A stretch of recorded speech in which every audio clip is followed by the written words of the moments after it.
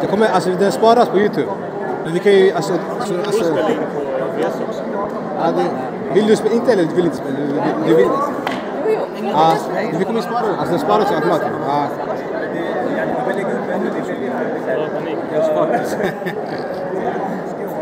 En som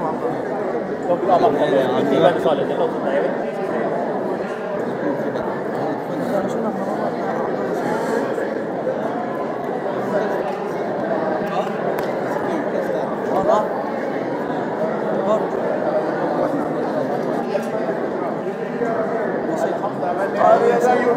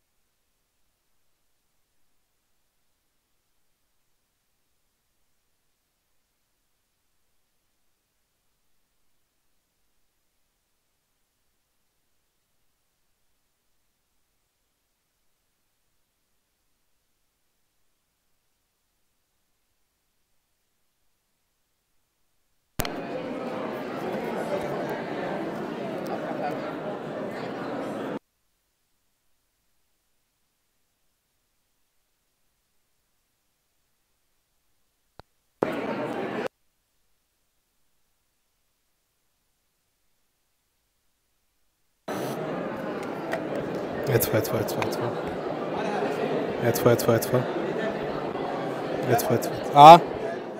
Ett. Ja, han ska vara här då. Jag behöver bara... Vad vill du ha? Vilken organisation kommer från Stockholm? Uiguriska utbildningsföreningen. Jag kan dubbelkolla.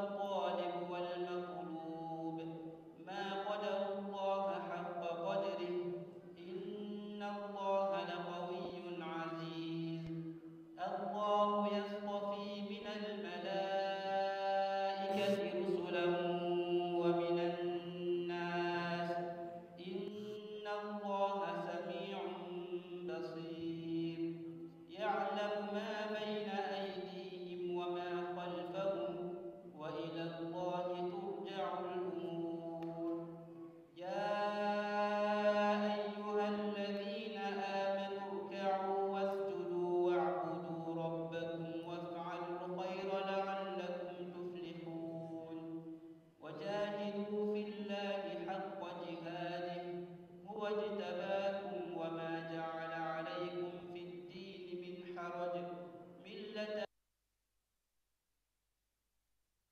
وسماكم المسلمين من قبل وفي هذا ليكون الرسول شهيدا عليكم وتكونوا شهداء على الناس فأقيموا الصلاة وآتوا الزكاة واعتصموا بالله هو مولاكم فنعم المولى ونعم النصير.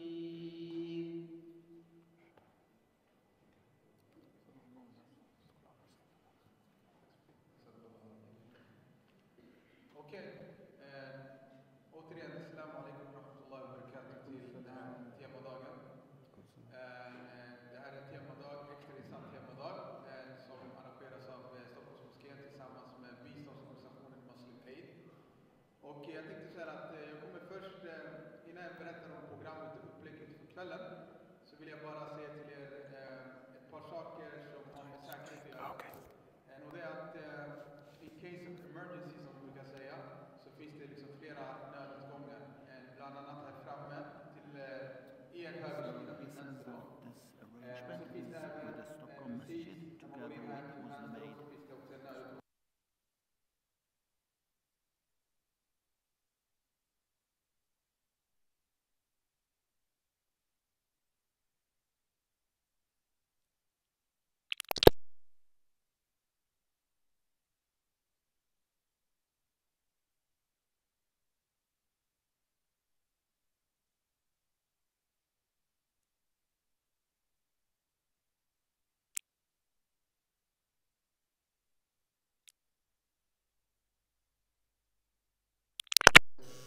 Drygt på morgonen i början.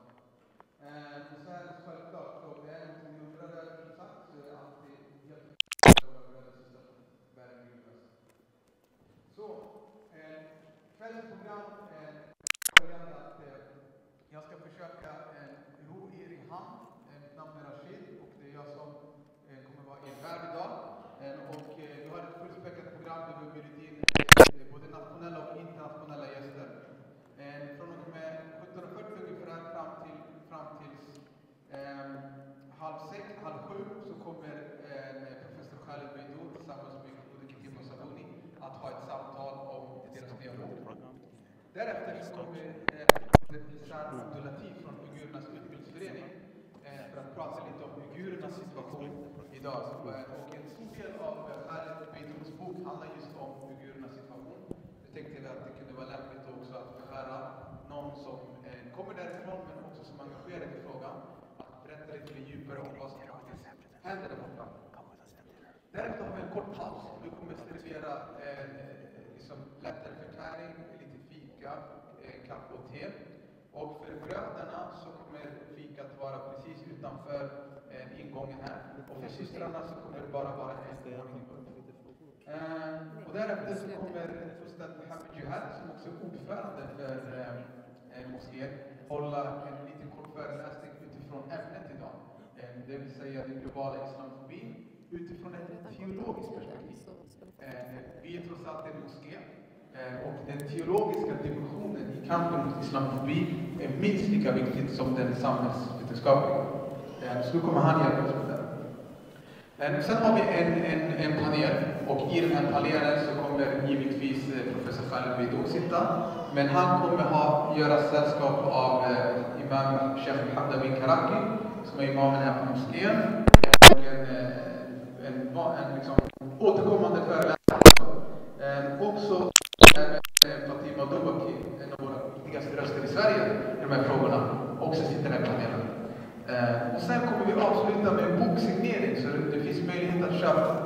Khaled Beydouns nya bok. Och vi kommer lite längre fram berätta hur den här boksigneringen kommer gå till. Och sen är det slut. Alla kommer ihåg programmet i huvudet. Jag kommer såklart ihåg vad som kommer.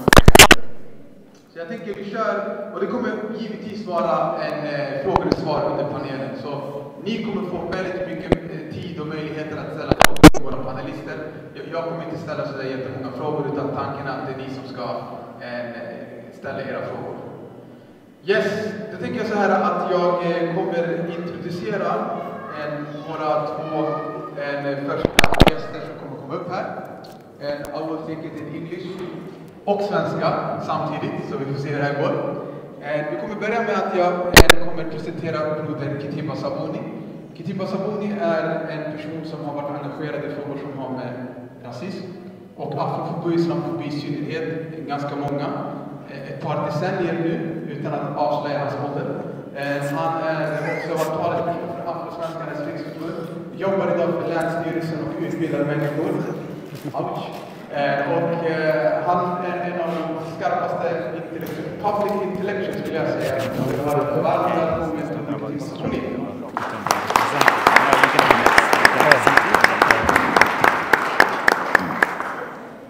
And now I will switch on English. And I would like to also present Professor Khaled Beydoun, who's a well-known public intellectual, all the way from Detroit, Michigan, represents. And he's a law professor and author of two very important books, and the new one, The New Crusades, Islamophobia, and the Global War Against Non-Muslims.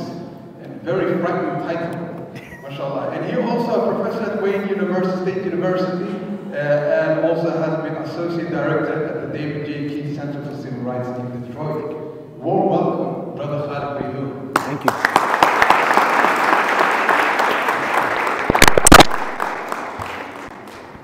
Okay, the floor is yours. Thank you. So, Bismillah. Great to see such a turnout this evening. That so many, primarily Swedish Muslims, and I guess other Swedes, are out here this evening, this Saturday evening, where we could be involved in so many other things, I guess, but we choose to spend this evening with our esteemed guest from the United States, Professor Khaled Beydoun. Great to have you here with us.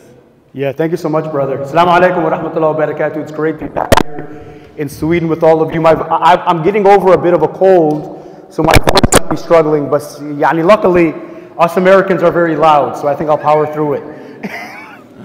So Khaled, if you would allow me, I would like to add to the introduction that Brother Rashid just gave you, and say that, as Rashid was saying, Khaled Beydoun is a law professor at the University of Arkansas Fayetteville School of Law and senior affiliated faculty at UC Berkeley, very prestigious institutions indeed.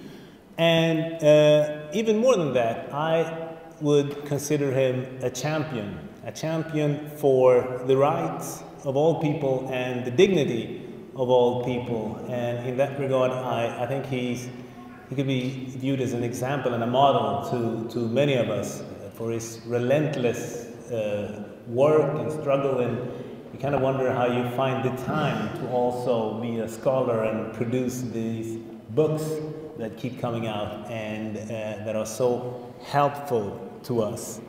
So we met for the first time last year when you were here along with Muslim Aid and promoting your previous book called American Islamophobia. But this time he's back and he has a brand new book out that hit the shelves very recently. Looks like this: The New Crusades, Islamophobia and the Global War on Muslims. And I know that you all want to engage with Khaled on this topic almost right away. I will tell you one thing though: when it comes to questions, you write them down and you will get a chance to ask them by the end of this session. So right now I'm just going to have a conversation and I hope that it will be enlightening anyway. But before we get to the meat of the book, I think that a lot of people here want to know more about Khaled Beydoun. Before you became Professor Beydoun, who was Khaled? Could you tell us a little bit about your background? Yeah, so me and Kitimbwa were together 5 months ago in November when Muslim Aid of Sweden held an event in Kista, right outside of Stockholm.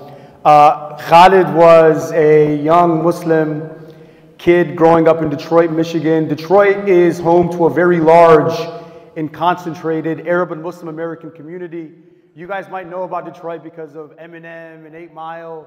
But aside from those things, Detroit is home to a very sizable, very large, and very proud Muslim community. And as I was growing up in the city, a lot of things were taking place, right? 9/11 had taken place.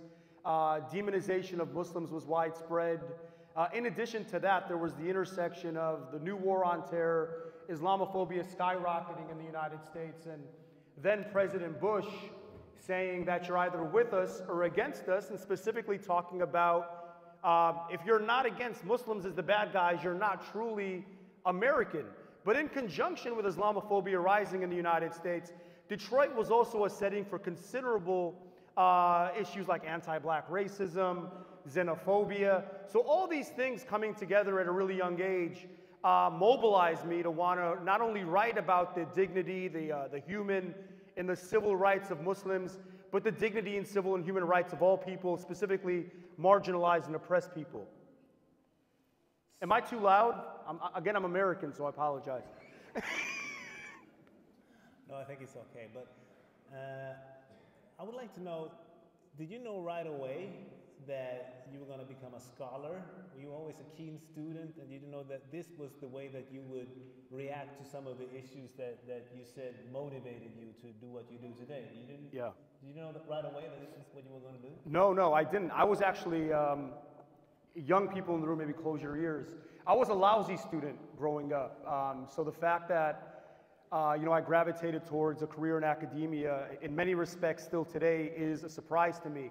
There were two sort of like seminal experiences that really motivated me toward wanting to become not an academic, I would say, but more so an activist. I remember reading when I was 16 years old 2 books that really changed me. The first one was a book from the late Palestinian intellectual Edward Said. People know who Edward Said is? Show of hands.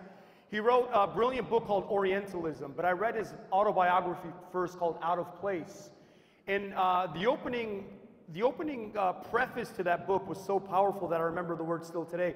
He wrote that I am an Oriental writing back at the Orientalists who for so long have thrived upon our silence. And what that essentially means is, for a long time, it was Westerners, right, who were speaking about and writing the narrative of Muslims and extracting Muslims from that, that experience, that project about writing about Muslims, whether from an academic context or a media context. The second book that I read was from another fellow Detroiter, Malcolm X, the autobiography of Malcolm X. And his life experience really motivated and changed my perspective on how I thought about not only civil rights, but about Islam, specifically being a deen that is committed deeply to racial and social justice. And those 2 books really steered me, I would say, toward a career, or thinking about a career in advocacy and then academia. Thank you. And you mentioned that the work that you do is also steeped in your being a Muslim and our deen. So could you speak a little bit more to that, how that motivates you and how you situate your work within your religiosity? Yeah, so Islam is a spirituality that is entrenched, rooted deeply in social justice, dignity, equality, these that these Western democracies talk about, but don't necessarily extend and afford to marginalized peoples. We don't have to look to Western democracies, liberalism. It's all enshrined and available for us in our deen, in Islam. So for me, growing up, going to Friday school, reading the Quran, learning about different surahs from like the shuyukh and my family members, everything that came from the deen, everything that came from Islam, extended and resonated deeply that it's our obligation, it's our duty as Muslims to not only speak up on injustices committed against Muslims, but to speak up on injustices committed against all people. So for me, the racial justice work I do is not incidentally linked to being a Muslim, it's deeply rooted in being a Muslim. If I wasn't Muslim, then I don't think that my commitment to Islamophobia, social justice would be as deep and as, sort of like layered and multidimensional as it is. Thank you. I have to say, Khaled, when you speak about these issues, you speak with a kind of, you have this confidence about you. And your earlier book was called American Islamophobia, where you're very critical of your own government and your own country. And at the same time, and I think that's interesting too, most of Swedish Muslims are either first generation or second generation immigrants, right?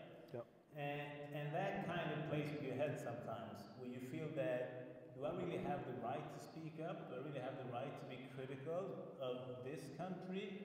Is this my country to the extent where I can actually say certain things? And I would like to know, because you yourself have immigrant background, that too. Where do you find that stuff, that confidence to be critical of your government? And how do you feel about those who say that if you don't like the United States, why don't you just leave? Right? They always tell me that, right? I remember as a kid, they would tell me, why don't you go back to Egypt or Lebanon or Palestine, whatever it might be. But yeah, like Kitimbwa says, I came to the United States. My family did. They fled. My father, Ali Yarhamu, was Lebanese. My mother is Egyptian. I was born in Egypt. We moved to the United States when I was 3 years old. But I mean, two things, right? I think that number one, I'm a rebel inherently. Like for me, I have no issue speaking truth to power, right? Second, so when you think about Western democracies, whether it be the United States, whether it be Sweden, whether it be France, whether it be the UK, all these countries that theoretically claim to be democracies, the very foundation of any democracy are two principles, right? The first principle is freedom of speech, right? The second principle is freedom of religion, right? Freedom of conscience, the right to freely exercise your religion without governmental infringement or governmental encroachment. American doesn't mean white, right? According to the principles and precepts of democracy. Swedish, I'm not Swedish, but I'll say it anyway, so maybe the Swedes in the room might get mad at me. Swedish doesn't mean white or Christian, right? These governments theoretically define themselves in line with the governmental structure in which they adhere to.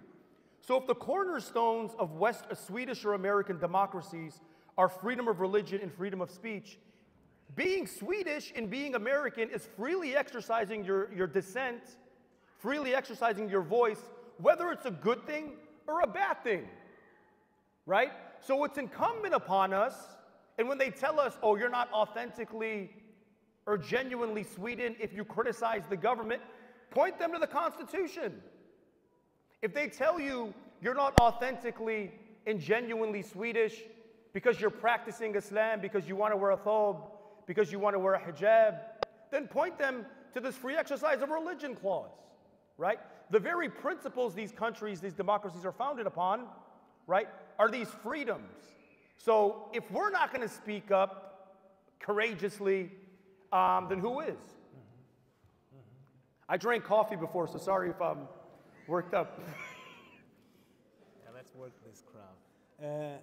So in your previous book was called American Islamophobia, and I thoroughly enjoyed it.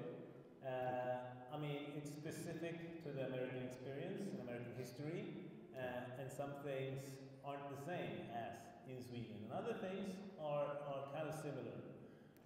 So you wrote that book about your own country, but what made you want to write this book that is called The New Crusades, Islamophobia and the Global War on Muslims, where you kind of expand your reading to the whole world? What compelled you to write this book? I mean, you're an American. Why did you have to? No, this is true. I mean, unfortunately, I'm an American. Your indictment is correct. The reason I wrote this book, two principal reasons, well, actually three principal reasons why I wrote this book. The first reason is my government, the American government, when launching the war on terror, it wasn't a domestic war. It wasn't exclusively an American war.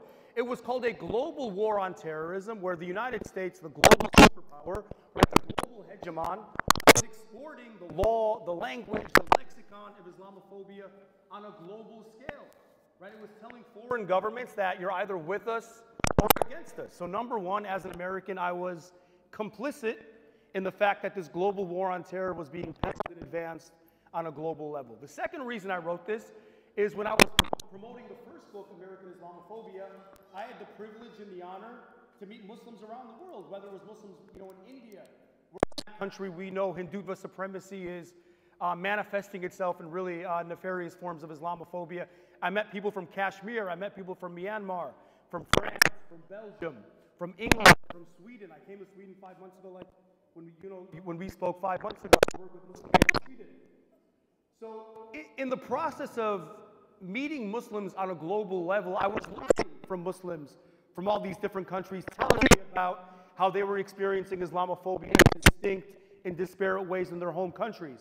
And as a consequence, I was doing this for about 4 to 5 years. The first book came out in 2018. That's why I look older than I did in 2018. Like, just the process of promoting the book was really taxing. But as a consequence of meeting Muslims and them telling me their stories about the headscarf ban in places like France and Belgium, the fact that you were having homes being bulldozed in places like India and Palestine, the fact that Kashmir was being occupied and Western media outlets were not discussing what was happening in that country, the fact, right, that when you have these earthquakes that took place in Turkey and in Syria, the media only covers that issue for 1/10, the fraction of the amount of time that they covered the Russian invasion in Ukraine, and we know why that is, right? So the fact that I was seeing all of these dissonances and disparities and seeing Islamophobia unfold on a global scale, I didn't want to write this book, to be honest with you, because it was a hard book to write, but I felt compelled to write the book, to tell a story about what was happening with Islamophobia globally from the perspective of not only myself as a Muslim, but me piecing together all these stories, all these narratives, all these vignettes of other Muslims into one cogent, consolidated book. But at the same time, we live in Western democracies that respect human rights and the rule of law and so on and so forth. And in your book, you land in such disparate places as the Horn of Africa, Myanmar, and France, and Belgium. Is it reasonable to speak about the situation in countries such as France or Sweden, while at the same time speaking about the oppression that Muslims suffer in places such as Myanmar? Yeah. Why do you think that is reasonable, and where is the link between these manifestations of oppression? Yeah, it's a good question. So I think that question highlights the fact that there's different sort of degrees of Islamophobia, right? There's different scales. Even though Islamophobia in places like China, where we know an Uyghur genocide is taking place, right? Roughly 2 million Muslims are living in concentration camps. Right now, as we speak in real time, they're in concentration camps. When we were fasting for Ramadan last month, right? Ramadan was criminalized for these Uyghur Muslims. They were being force-fed pork and alcohol, right? So there's questions of scale. Just because places like China and India are home to the most nefarious forms of Islamophobia does not mean that the Islamophobia that we experience in Western democracies in places like Europe and the United States is not legitimate, right?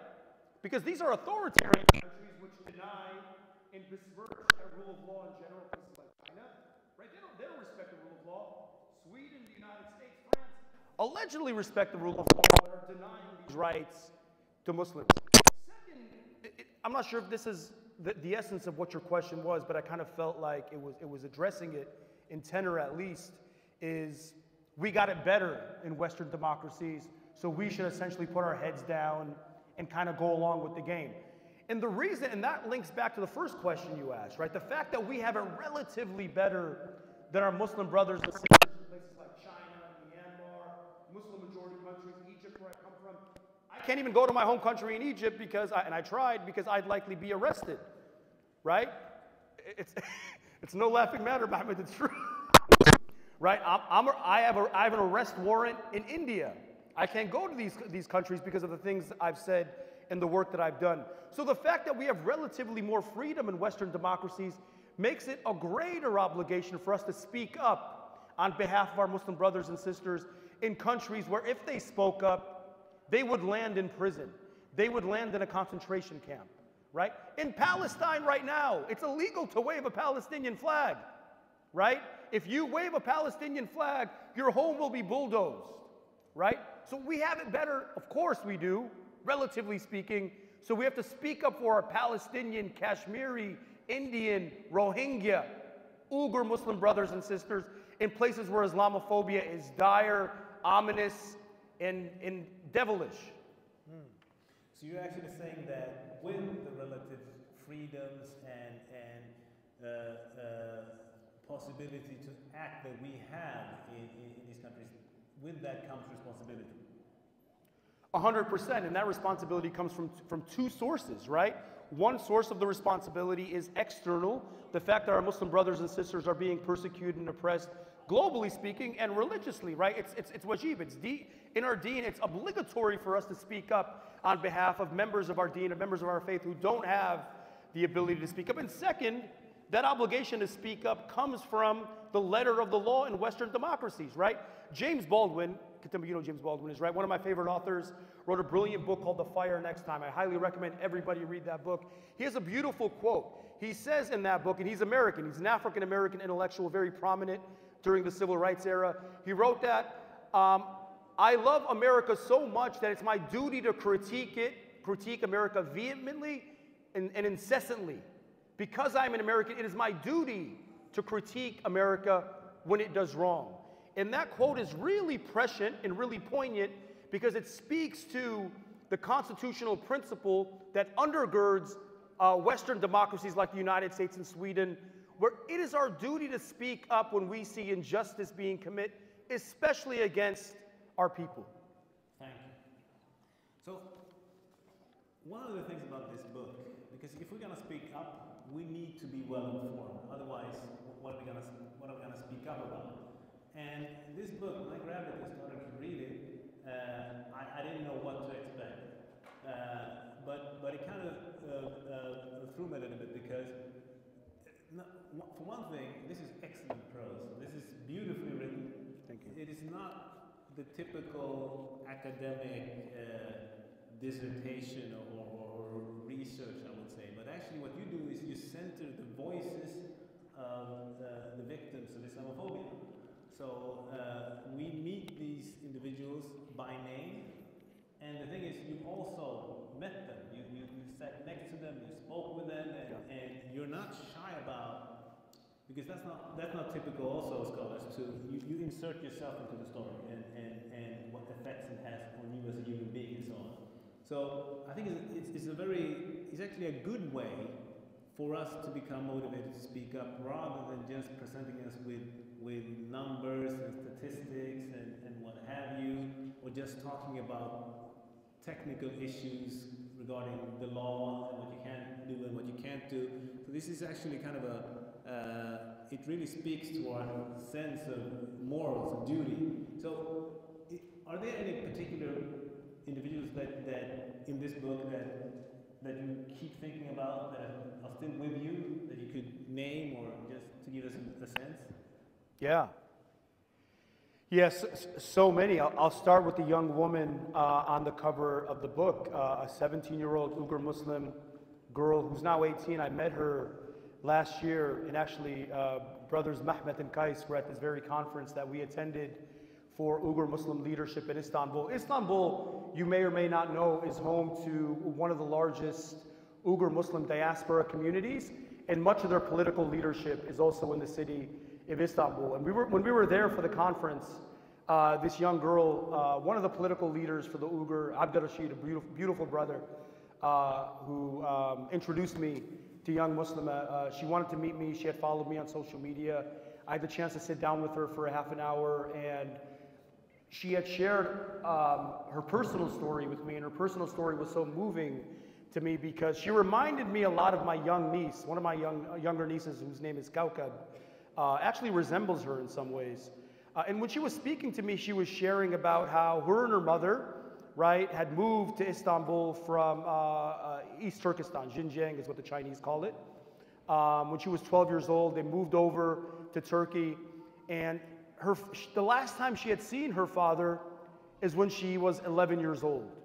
And she was sharing with me in like very stirring, stark detail about whether she did not know if her father was still in a concentration camp or dead. She didn't know that. She's 17 years old. Now think about that. As I stared at her, as I was talking to her, I saw my young niece, right? She had these big, brooding eyes, right? And that resonated so deeply with me, like seeing this young Muslim sister on the cusp of going to college, trying to make her way in a foreign country, right? Not knowing where her father is, the man that gave birth and brought her into this dunya, right? She's one person, and that's the reason why I put her on the cover of the book, to be frank with you. A second person I met that really stays with me, who's become a really good friend of mine, is a man named John.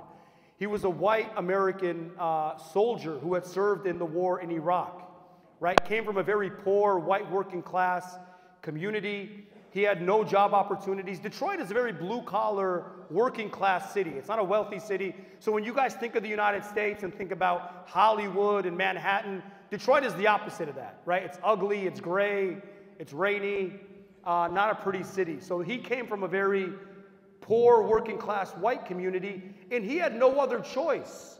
For him, the only economic and professional option was being deployed to go to war in Iraq, an illegal war, right? A war that is haram on many levels, right? These are individuals that when I was growing up, when I looked at these white American men who were serving as soldiers in places like Afghanistan, Iraq, I looked at them as villains, as bad people. But having the chance to meet him, sit down with him, really humanized him to me, right? And it really taught me that in order for us to grow as human beings, in order for us to evolve as Muslims, we can't look at people, right? Whether white, whether fundamentalists, right? As inherently irredeemable people, right? So his story really resonated deeply with me because even though I saw him as like a white American veteran who had likely killed Muslims, right?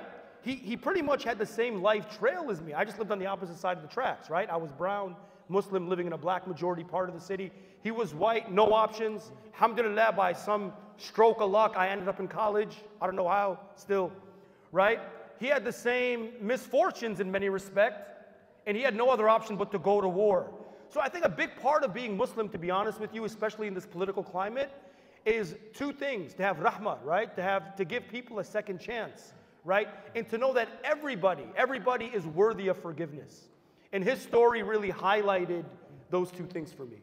SubhanAllah, I actually remember reading that and you saying in the book how you were comfortable to begin with. Oh yeah, he had all these tattoos. Yeah. It wasn't the kind of person you would go to if you weren't writing the book. But at the same time, after having met him, you changed and maybe he changed too.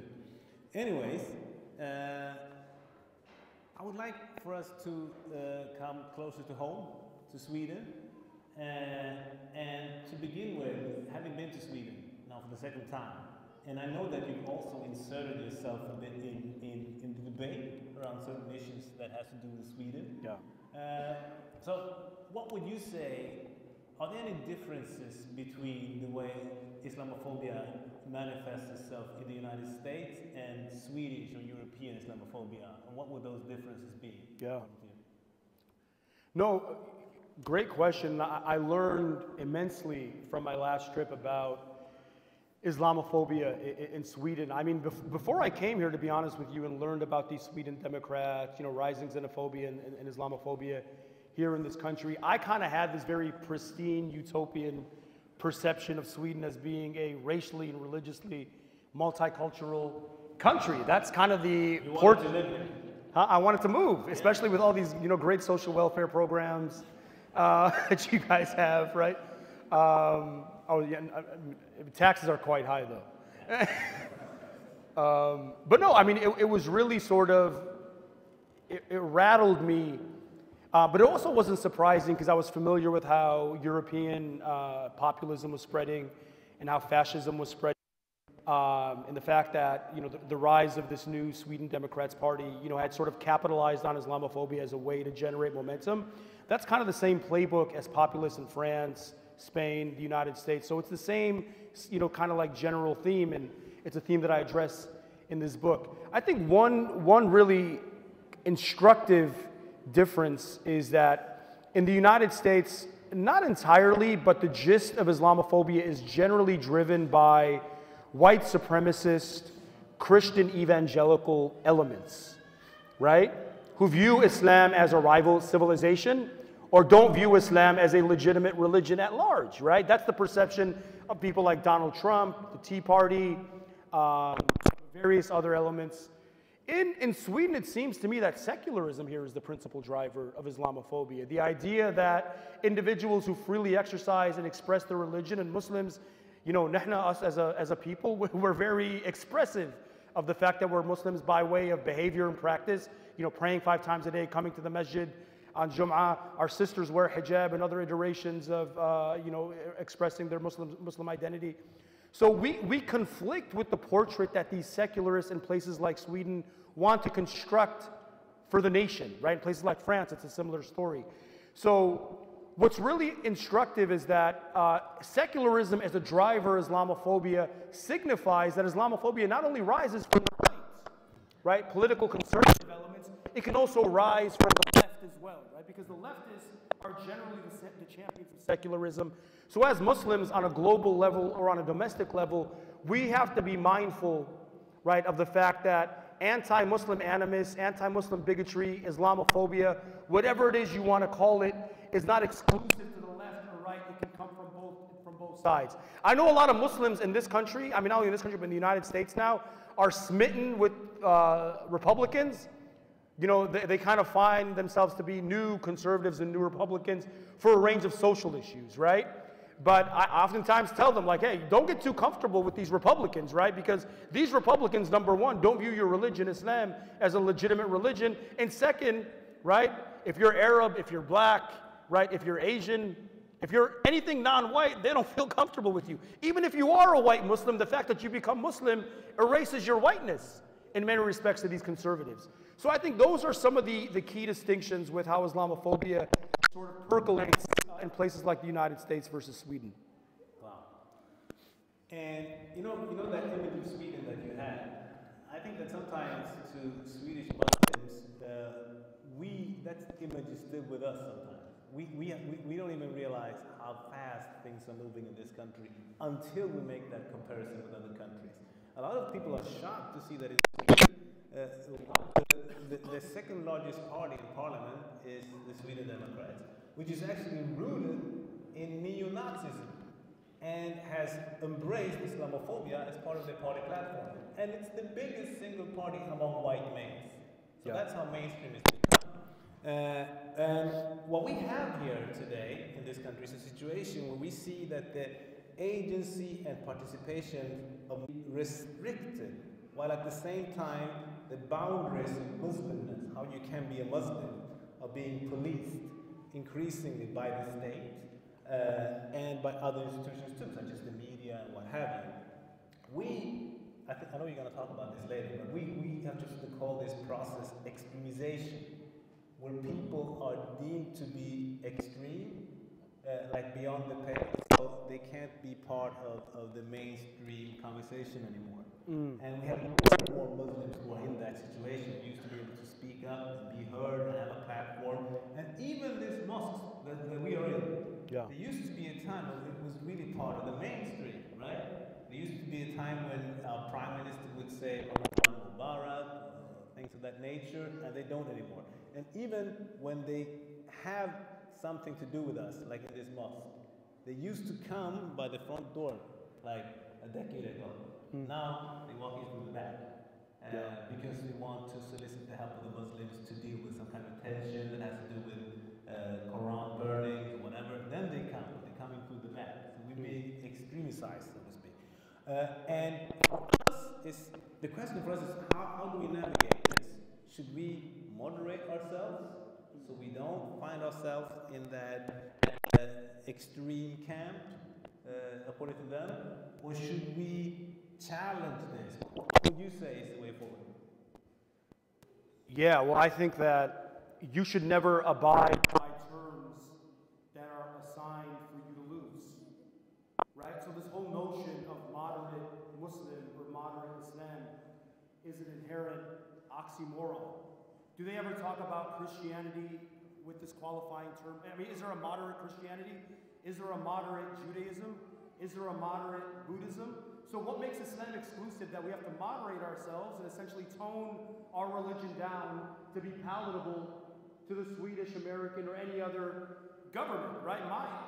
What I would tell you is if they want to come through the back door, make sure both doors are closed unless they come through the front door. Because I'll be frank with you, right? So a lesson in my country is this, and I know the rise of the Sweden Democrats is relatively recent, right? If you think, as a Muslim in this country, that putting your head down, being moderate, right, accepting terms that the government is assigning to you is going to make your life better, that's actually a sign of defeat that you're signifying to the government. That's going to make them go one step further. If you show vulnerability about your deen and your faith, you think they're going to stop there? They're going to encroach and push even deeper, right? So no, you have to do the opposite of that, right? You have to reject the fact that there's anything moderate Islam, right?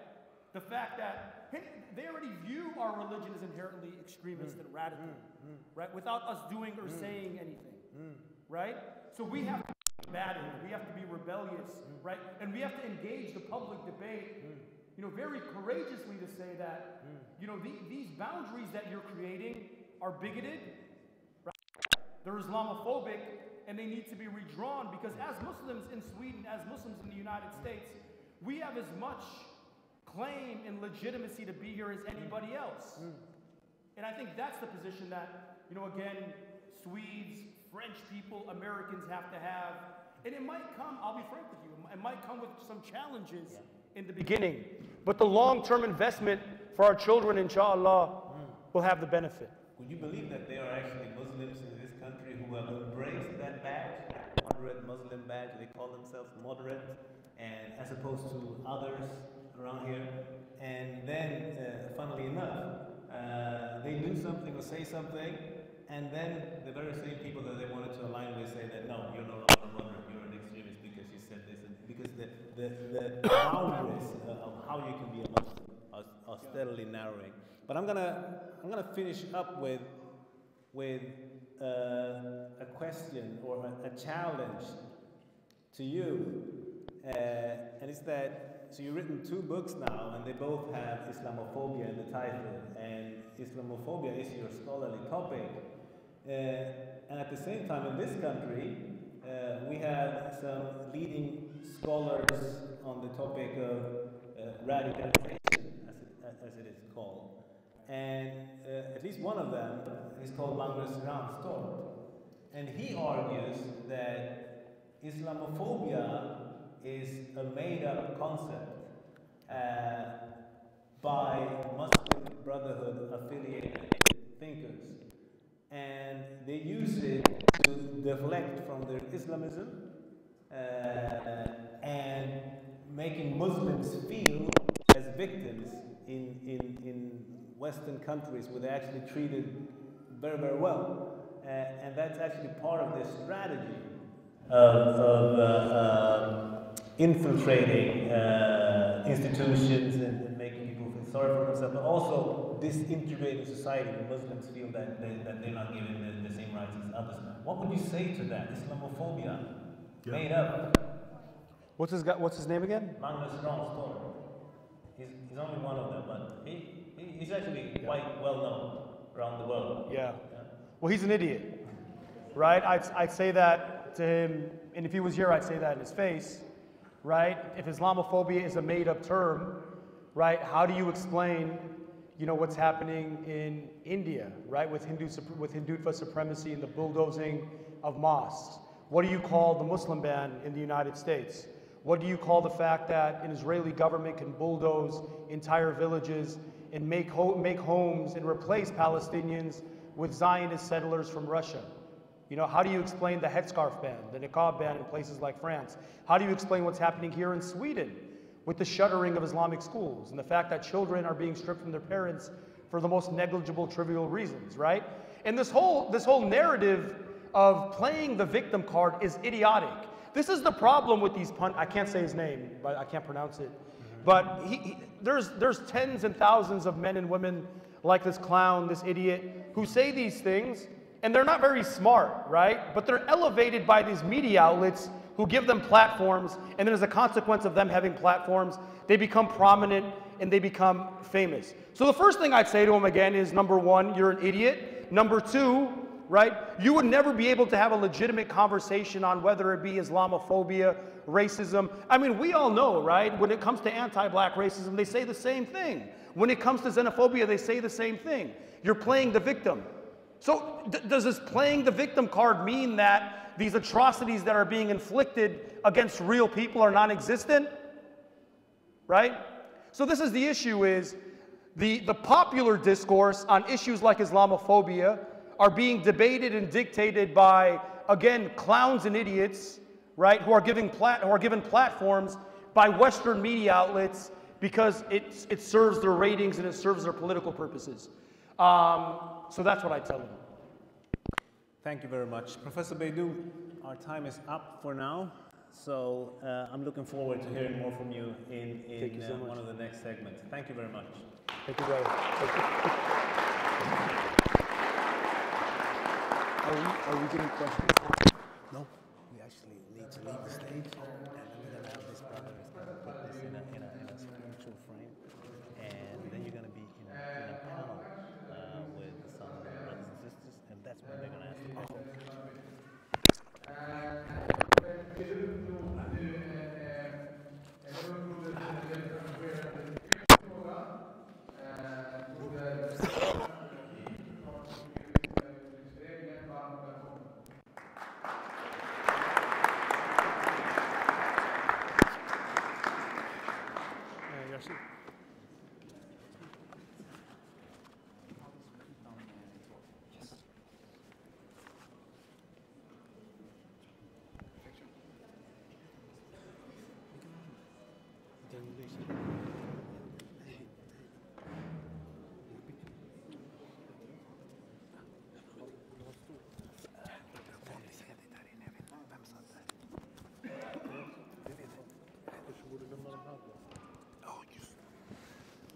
Assalamu alaikum wa rahmatullahi wa barakatuh, mina kära bröder och systrar. Hoppas alla mår bra, hoppas ni har haft en trevlig eftermiddag. Innan vi börjar så vill jag bara tacka arrangörerna och Stockholms Moské för den här chansen som vi har fått att kunna hålla en kort men samt informativ presentation. Jag kommer bara prata lite ytligt om uigurer så att ni får lite mer info för de som inte vet. Det kommer gå bra inshallah. Jag heter Ihsan Abdullatif, jag är 22 år gammal.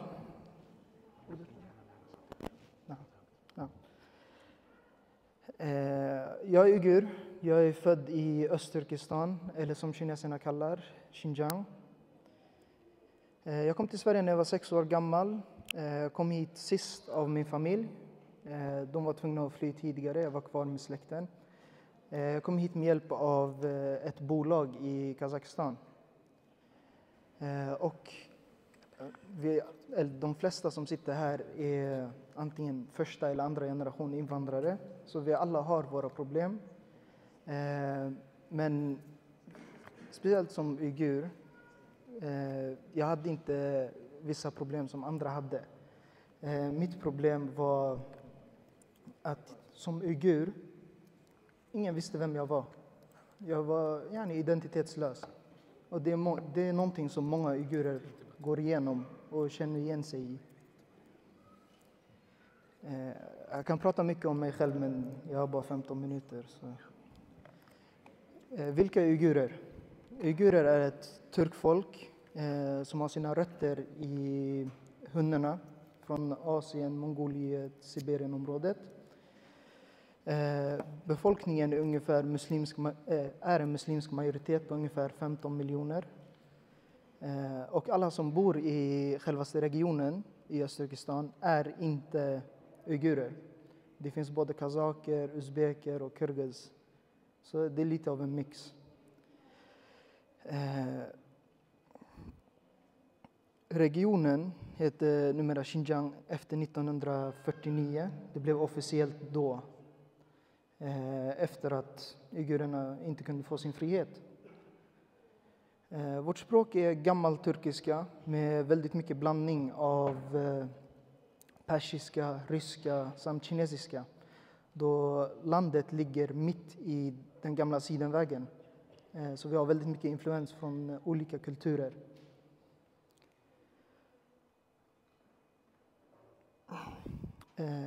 Många tror att, om jag säger att jag kommer tekniskt sett från Kina, att jag är kines. Men vi uigurer, vi har inte samma kultur, inte samma etnicitet eller samma språk som kineserna. Dock har vi historia med varandra. Genom tiderna, vi har haft mycket krig, mycket samarbete, lite sådana saker. Så vad är det som händer med uigurerna? Sedan 1949-talet, efter att Xinjiang då, eller Östturkestan, blev ockuperad, så har Kina hållit fast riktigt hårt och förtryckt folket, och det har blivit allt värre med åren som går.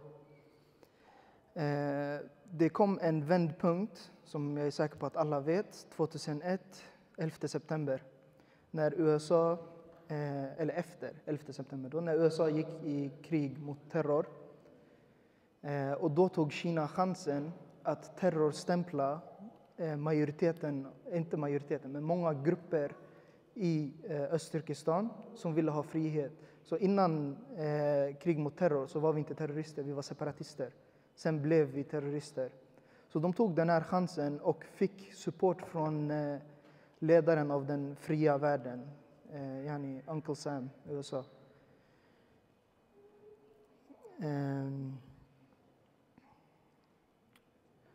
Och efter 2001 så blev det blev mycket hårdare.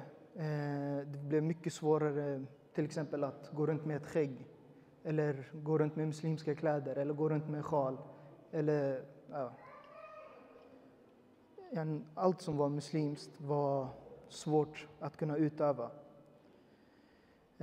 Och en annan vändpunkt som var bara för några år sedan var 2017, när vi började få rapporter om koncentrationsläger eller omskolningslägren som kinesiska staten kallar det för.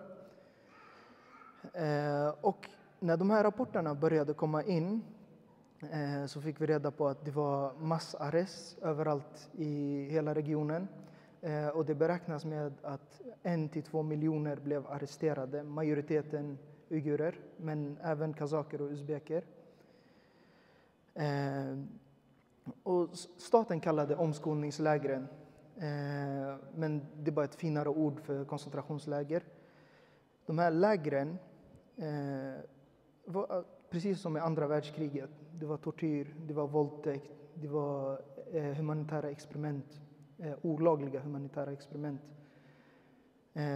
Det hände mycket slaveri, till exempel.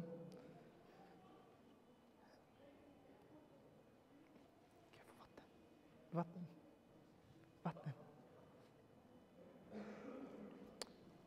Jag ber om ursäkt.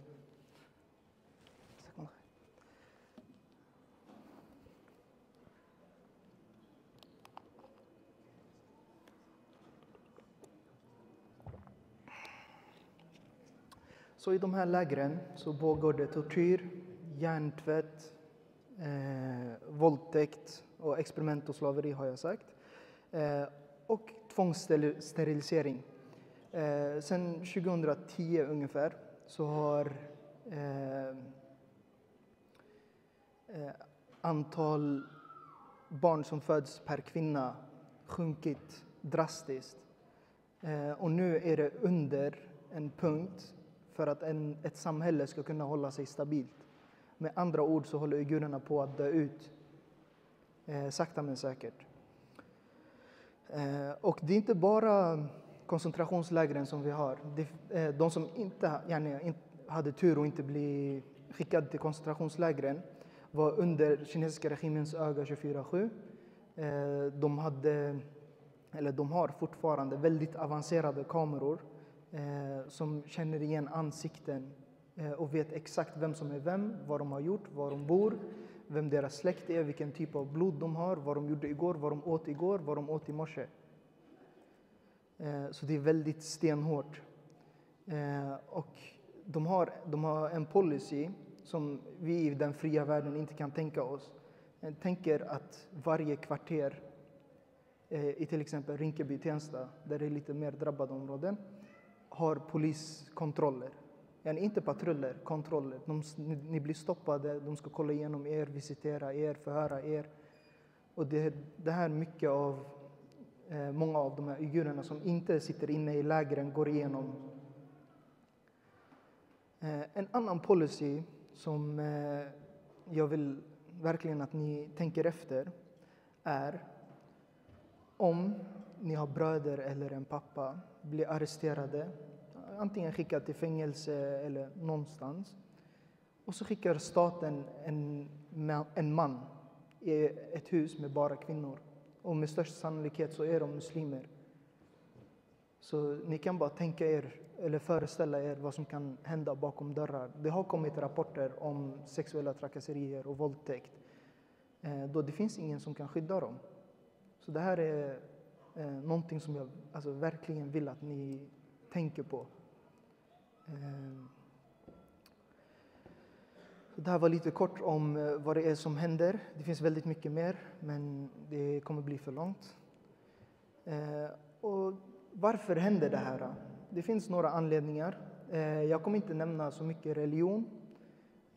Jag kommer säga lite mer så här, självaste samhället.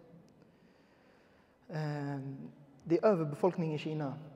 Det är en självklar grej. 1,5 miljard människor i bara ett land. Och Östturkestan, landet, är ungefär 1/6 av hela Kina. Och den har, om du jämför med andra ställen i Kina så är det nästan ingen som bor där. Så det är i stort sett tomt. En annan stor anledning är ekonomi.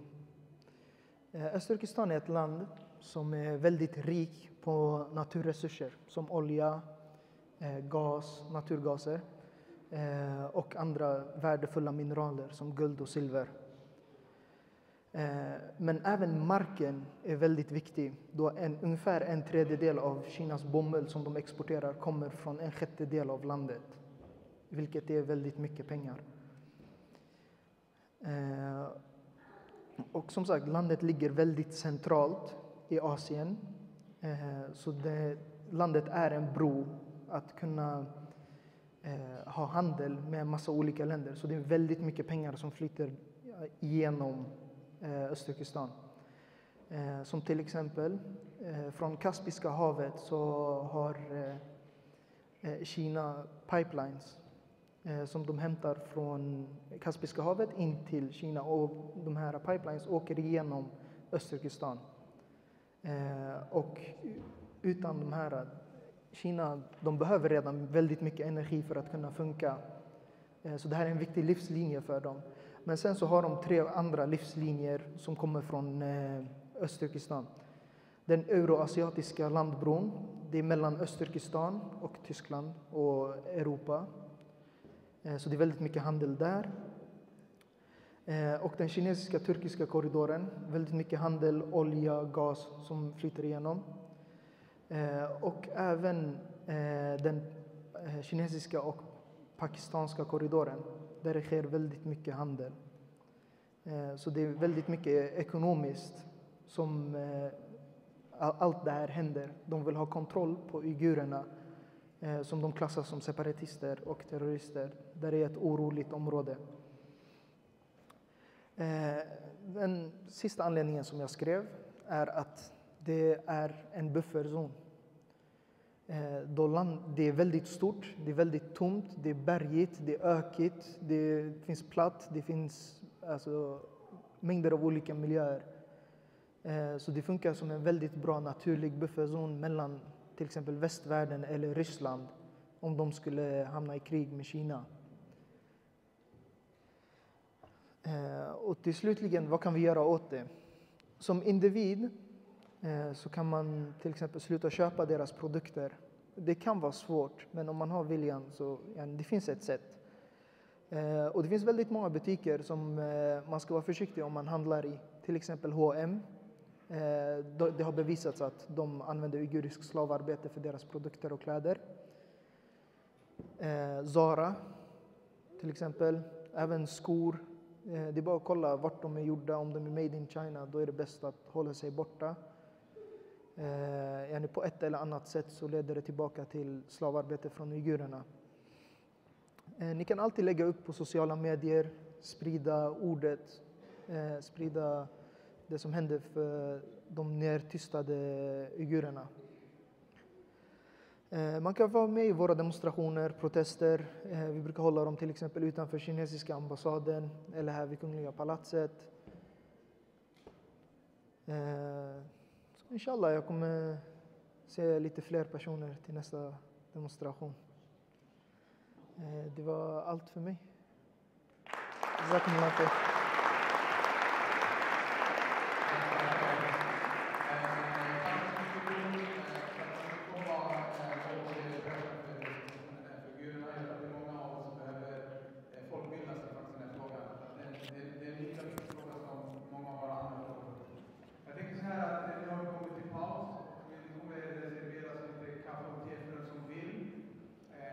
Bröderna precis utanför entrén och systrarna en våning upp. Så jag tänker så här, vi låter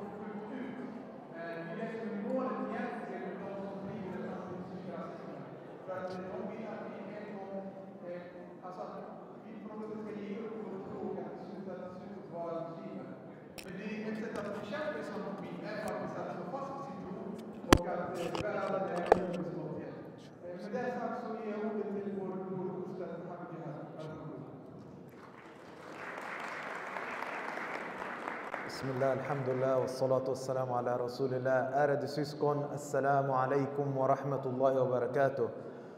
Stort tack till våra föregående talare och ärade gäster. Jag kommer försöka hålla en liten påminnelse för att på något sätt komplettera dagens tema som lyfter upp det här ämnet om islamofobi. Så jag har valt att den ska vara något kortare.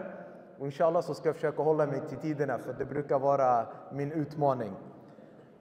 Först och främst, vi gick igenom med professor Khaled och broder Kitimbwa och broder Ihsan några former utav islamofobi som sträcker sig allt från att man känner sig obekväm i sin tro till att man utsätts för våld eller våldtäkt, eller att man på något sätt omskolas, så som de fint kallar det. Och när man hör det här som ung muslim så kanske man blir rädd.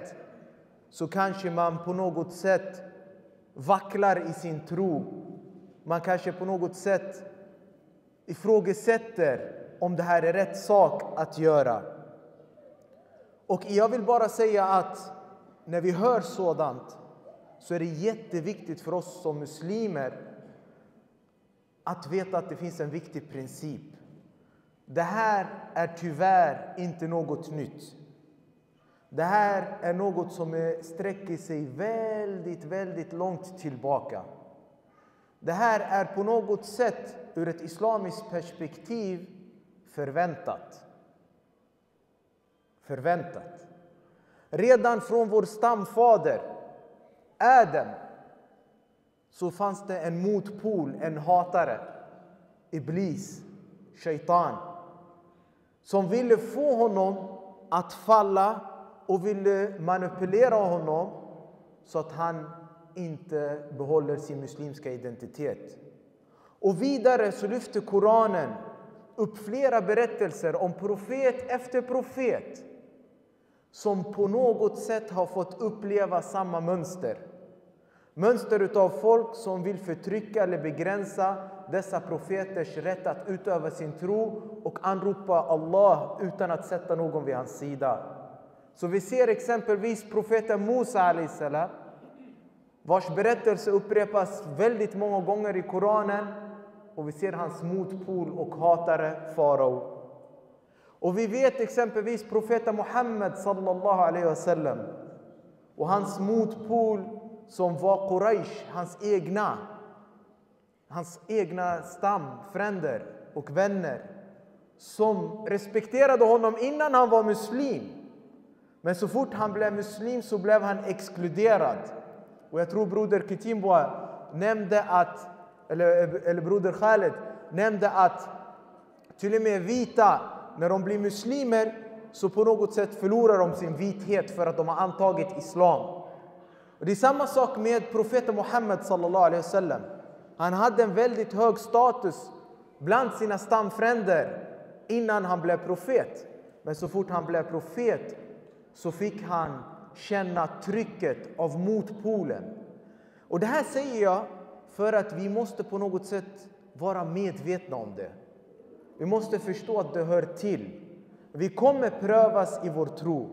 Så fort du har deklarerat att du tror på Allah och du tror på profeten Mohammed sallallahu alaihi wasallam, så kommer du att prövas i hur sann du är i denna deklaration. Och du kommer behöva gå igenom en process utav svårigheter. Tyvärr, vissa går igenom våldsutövning och förtryck i den högsta och den allra vidrigaste form. Må Allah underlätta för dem och skydda oss och skydda dem. Men tyvärr, även i dagens samhälle, ett modernt samhälle, ett demokratiskt samhälle, så ser vi många muslimer som tonar ner sin muslimskhet. De tonar ner sina attribut, muslimska attribut, för de klarar inte av trycket. Jag känner hur många systrar som helst, och jag börjar med systrarna för att systrarna, det är de som deklarerar sin tro allra högst. För de går ut med sin sjal. Och folk förknippar dem med islam. Och många systrar tyvärr orkar inte stå emot trycket, Så de börjar ge efter en del av sin tro i hopp om att bli inkluderad på bekostnad av sin tro och religion. Men hon kommer aldrig bli inkluderad, hur mycket hon än säger ifrån. Och jag har sett så många bröder och systrar som vill ha en vänskapskrets och vill vara med de där vännerna som de har valt, som kanske inte är de mest lämpliga vänner, men de vill ha dem som vänner. Och då måste de göra det ena och det andra. De måste anta en livsstil som islam anser vara destruktiv. Så de gör saker och ting som är haram enligt islam, bara för att fortsätta vara i det umgänget. Den där motpolen, Allah subhanahu wa ta'ala berättar till oss i Koranen om dem jättemycket. Och han säger وَوَدُّوا لَوْ تَكْفُرُونَ. De skulle vilja att också ni förnekade sanningen. Så vi måste framkalla detta på något sätt i vårt fundament. Vi måste på något sätt vara medvetna om detta. Inte för att vi ska skrämmas, inte för att vi ska vara rädda, inte för att vi ska vara oempatiska. Tvärtom, vi ska bara vara medvetna om detta. Och det gäller för oss att samtidigt som vi är medvetna om det, att vi inte är passiva, utan vi måste vara aktiva. Och vi måste förankra oss själva i djupet av vår tro. Vi måste återanknyta till vår tro. Liksom ett stort träd har djupa rötter som sträcker sig ner i marken, och därifrån den hämtar sin styrka och sin stabilitet, så den står emot alla de här högervindarna, eller vad man nu ska kalla det. Ni förstår vad jag menar? Det där starka trädet skulle inte vara starkt och stabilt om det inte hade djupt förankrade rötter. Och på samma sätt så gäller det för oss muslimer att vi tittar tillbaks. Vi hittar tillbaks till våra rötter, som vi finner inte i etnicitet, inte i hudfärg, inte i kultur, utan som vi finner först och främst i profeten Mohammed sallallahu alaihi wasallams lära, i Koranen och i profeten Mohammed sallallahu alaihi wasallams sunna. Ju mer vi lär oss om vår tro och om vår din och vår religion, desto djupare förankring vi kommer att få. Och vi behöver ta ett antal åtgärder. Vi behöver vidta ett antal åtgärder för att fördjupa och förankra våra rötter. Och nummer 1 som jag ska börja med, för att du ska stå fast vid din tro, då måste du vända dig till Allah subhanahu wa ta'ala och söka din styrka från Gud genom dua, genom åkallan. Och du måste säga och utropa din fattigdom och behovet av styrkan ifrån den som har all styrka, och det är Allah subhanahu wa ta'ala. Profeten Mohammed sallallahu alaihi wasallam, det berättas utav Anas ibn Malik att han hörde profeten Mohammed sallallahu alaihi wasallam kontinuerligt och ofta säga: Ja muqallib al-qulub, thabbit qalbi ala dinik. Det vill säga, du som vänder på hjärtan, stadga mitt hjärta i din tro. Alltså ge mig trofasthet. Och detta sa profeten Mohammed sallallahu alaihi wasallam ofta. Och det är enkla fraser som vi kan säga. Säg det på det språket du vill. Säg det på den meningen som du kan uttrycka. Men om du vill efterlikna profeten Mohammed sallallahu alaihi wasallam, säg då: Ja muqallib al-qulub, thabbit qalbi ala dinik. Och det berättas att förslagarna, när profeten repeterade detta så ofta, så sa de: Vi tror redan på dig. Vad är du rädd för? Och då sa profeten Mohammed sallallahu alaihi wasallam, han gav en metafor, en liknelse. Så sa han att hjärtan är mellan Guds fingrar. Han vänder dem hur han vill. Det vill säga, du kan ena dagen vara troende, men sen så slutar det med att du inte är troende. Och därför är det viktigt för oss att vi åkallar Allah subhanahu wa ta'ala och ber honom om styrka. Och var och en av oss som är troende, så fort du känner att din tro vacklar, eller du möter något som kanske kan leda till att din tro vacklar, eller om du är helt fullt stabil troende, Glöm inte att åkalla denna åkallan. Ja muqallib al-qulub, thabbit qalbi ala dinik. Du som vänder på hjärtan, ge mig stadga, eller ge mitt hjärta stadga i din tro. Det här är något vi behöver upprepa. Och det är inte konstigt att jag börjar med åkallan. Vet ni varför? För att det positionerar oss korrekt gentemot Gud. För vi är Guds tjänare. Vi är i behovet av Gud. Vi är i oändlig beroendeställning till Gud. Och han är sig själv nog. Det vill säga han är inte beroende av någon. Så för att vi ska klara av att vara stabila i vår tro, då måste vi vända oss till den som vi är beroende utav. Och det är Allah subhanahu wa ta'ala. Och han är sig själv nog, han är oberoende. Men av hans godhet, när du ropar och frågar, så kommer han öppna upp vägar som ger dig stabilitet i tron, oavsett vad du än går igenom. För det går inte att förklara folk som utsätts för våld och tortyr. Det går inte att förklara med logik hur de lyckas vara trofasta i sådana situationer. Och då måste vi fatta att de har en tillgång till en styrka och en källa som inte går att mäta med våra världsliga mått. De har tillgång till Allah subhanahu wa ta'alas stöd. Så vi måste anropa Allah subhanahu wa ta'ala om detta. Och även vår kära profet Mohammed sallallahu alaihi wasallam, som brukade repetera denna dua väldigt ofta. Han själv, Gud säger till honom: وَلَوْلَا أَنْ ثَبَّتْنَاكَ لَقَدْ كُنْتَ تَرْكُنُ إِلَيْهِمْ شَيْئًا قَلِيلًا. Vad betyder det? Gud säger till profeten Mohammed sallallahu alaihi wasallam i Koranen: och om vi inte hade gjort dig stark i tron, hade du kunnat gå dem lite till mötes. Vem pratar Gud om? Han pratar om den där motpolen, hans stamfränder, som var emot hans tro, som försökte pressa ur och manipulera så att han lämnar tron. Och Gud påminner profeten Mohammed sallallahu alaihi wasallam att även du, profeten, som är vårt föredöme, som är vald av Gud, som har skydd av Gud, även han, om det var upp till honom, så skulle han gå dem till mötes. Det vill säga han skulle lämna ifrån sig en bit av sin religion för att göra hans stamfränder nöjda. Frågan är, hur mycket går vi till mötes för den motpolen som vill att vi tonar ner vår muslimska identitet för att vi ska anses vara svenskar? Hur mycket lämnar vi ifrån oss? Vilken del amputerar vi bort av vår muslimska identitet för att de ska vara nöjda med oss?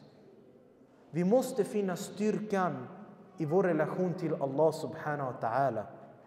Och vi måste göra detta genom att åkalla honom. Och nästa steg blir att vi ska fortsätta praktisera religionen. Och vi ska fortsätta utöva vår tro. Och det spelar ingen roll hur stark eller hur svag du är rent fysiskt. Det spelar ingen roll.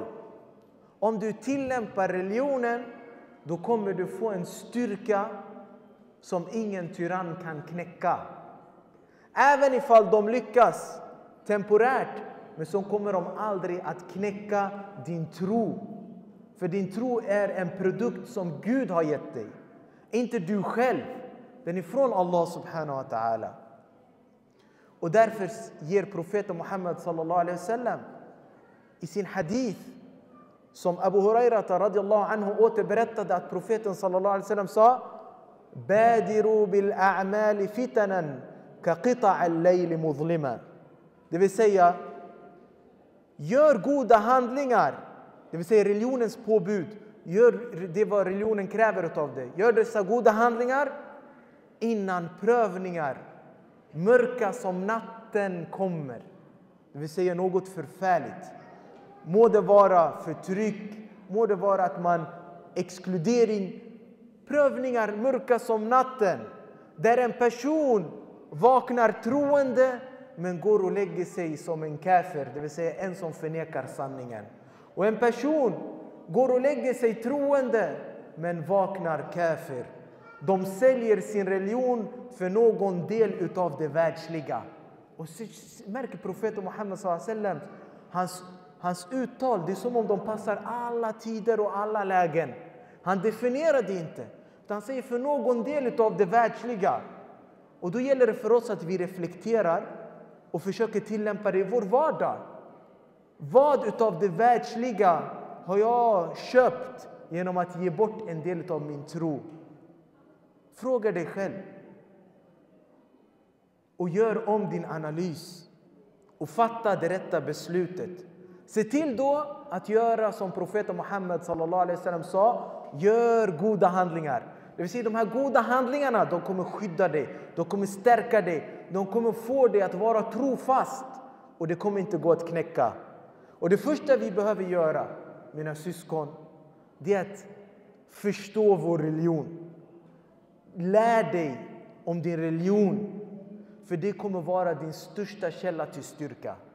Många personer som vacklar i sin tro eller som väljer bort en del av sin tro för att de inte står emot islamofobin i samhället. När du börjar göra en rotorsaksanalys och börjar kolla vad är egentligen orsaken till det, så kommer du tyvärr märka att dessa personer inte har en stark förankring i deras religion. Det vill säga de känner inte till sin religion väl. Så de kan byta bort något värdefullt, det mest värdefulla de har, mot något som är obetydelsefullt, något utav det världsliga.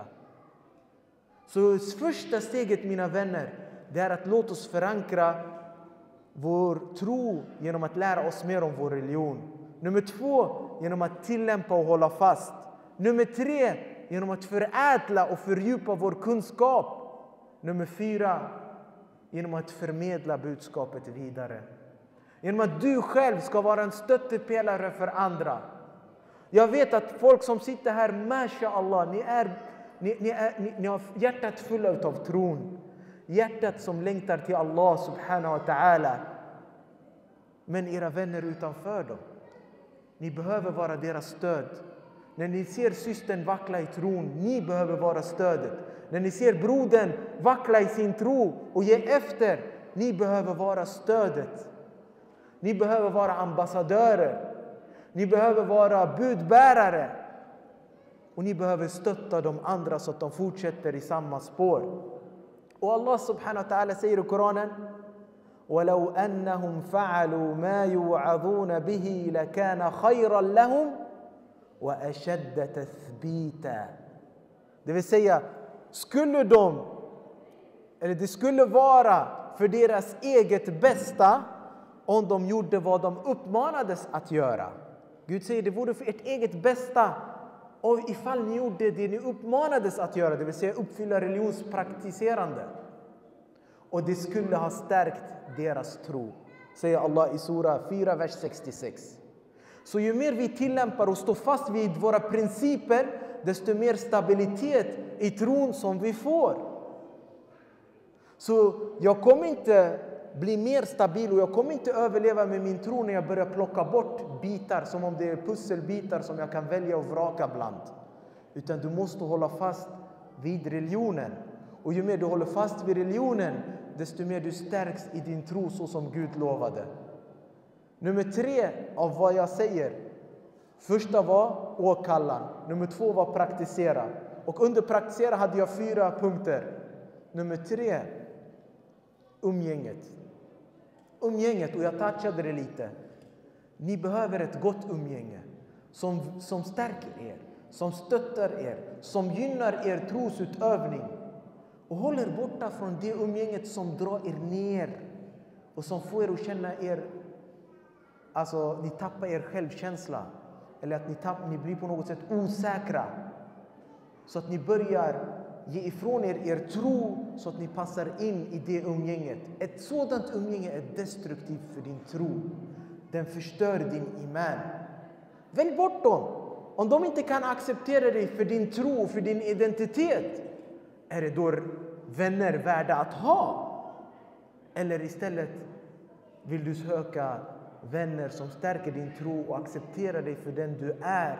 och du känner dig trygg och du känner att jag kan vara den jag är tillsammans med dessa vänner. Det är vänner för livet. Det är ett sådant umgänge som du behöver. Och sista biten är något som jag riktar till hela den muslimska communityn. För att vi ska stå fast vid vår tro, då behöver vi hålla ihop. Och vi behöver stötta våra muslimska organisationer. Och vi behöver stötta våra moskéer. Och vi behöver stötta våra skolor. Och vi behöver se till att det finns en förutsättning att utöva vår tro. Vi har en grundlag som vi skyddar. Låt oss vara aktiva i det samhället och bidra positivt till det samhället så att vi fortsätter bevara dessa grundlagar. Var och en av oss måste vara en god ambassadör för detta. Och sist men inte minst, jag vet att tiden är knapp, så vill jag avsluta med att när vår tro är sann och stark, då kan ingen knäcka den, hur svaga vi må vara. Se exempelvis Bilal ibn Rabaha. Känner ni till Bilal? Bilal al-Habashi. Han som var förslavad. Han som utsattes för tortyr ute i öknen för att han skulle lämna sin tro när islam var precis i embryot, precis i början. Men han svarade alltid med han är en, han är en. Han var trofast. Och profeten Mohammed sallallahu alaihi wasallam hörde hans fotsteg i paradiset. Bilal al-Habashi, Bilal från Abessinien. Och vi vet också exempelvis, Koranen lär oss flera exempel. Jag kommer inte kunna rabbla upp alla under denna korta påminnelse. Men jag vill också nämna att det behöver inte vara en följeslagare som är din förebild.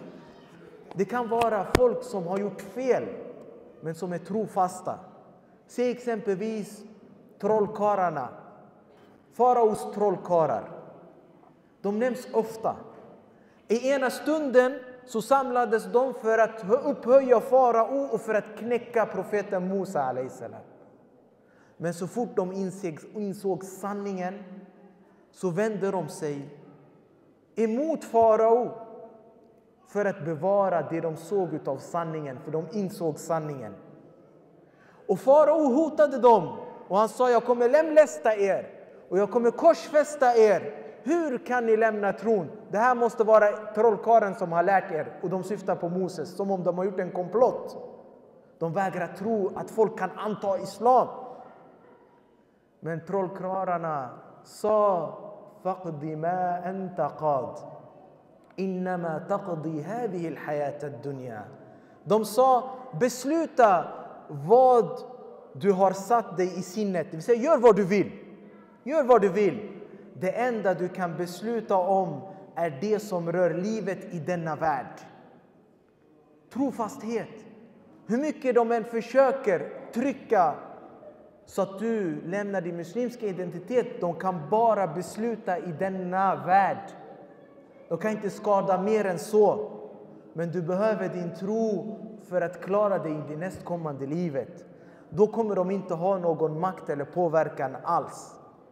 Denna trofasthet som trollkarlarna hade, de var inte rädda för lemlästas eller korsfästas. De bevarade sin muslimska identitet. Det är något vi ska inspireras utav.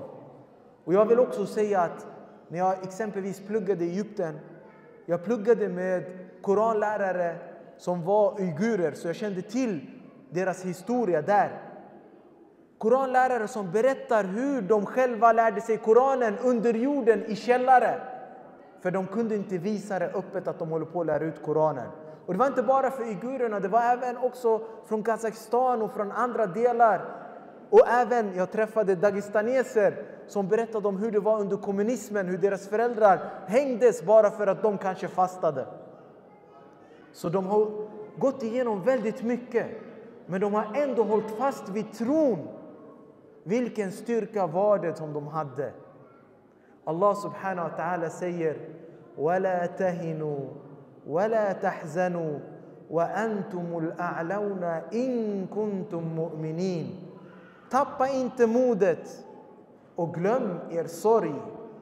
Står ni fast i tron kommer ni att vinna överhanden. Det vill säga, ni kommer vara segrare. Stå bara fast i tron. Så vi behöver inshallah glömma denna sorg. Vi behöver vara starka och modiga. Vi ska inte vara rädda. Och vi ska hålla fast vid vår tro, för det är det som är vår räddning. Och jazakumullah khairan. Assalamu alaikum wa rahmatullahi wa barakatuh.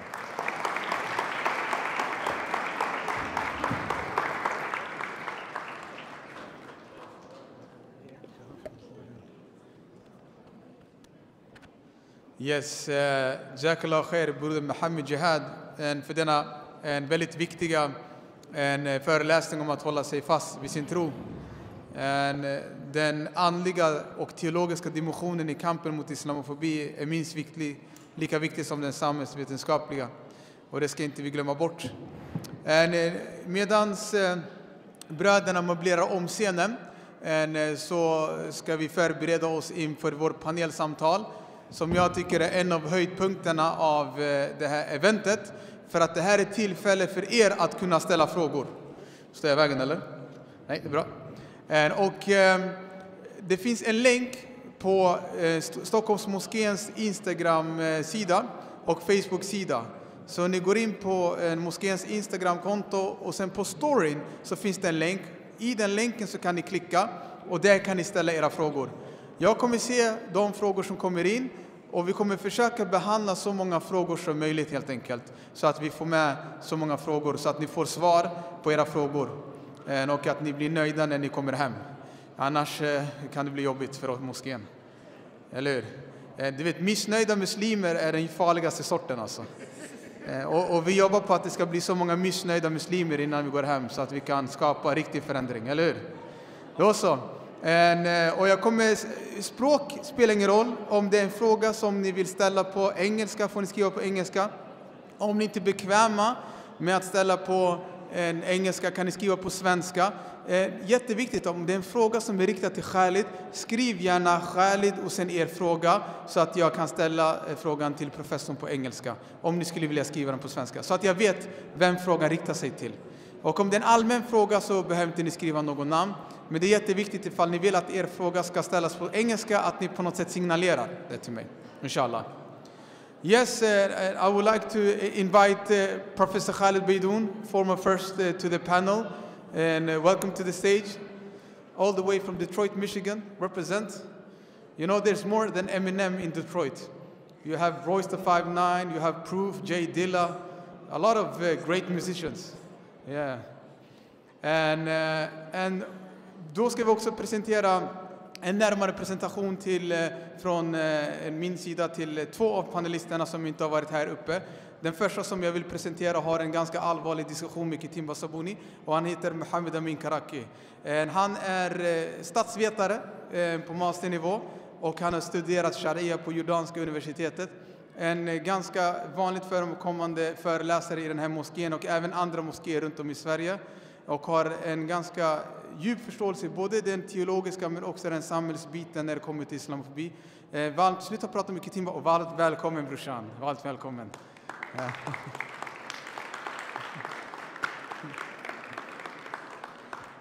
Kitimbwa, du kan inte störa mina panelister brorsan. Jag behöver dem här. Nej, jag är inte emot brorsan. Det finns en komiker, han brukar säga I tease cause I love and I love cause I tease. Så jag brukar reta dem jag tycker om.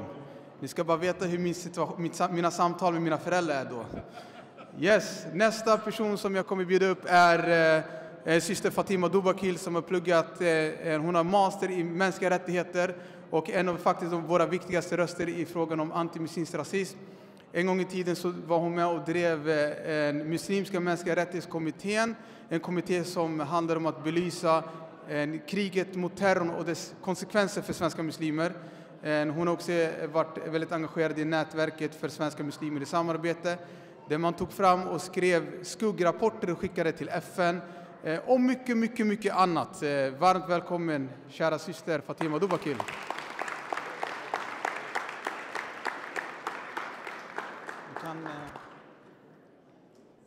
Kan ge det till.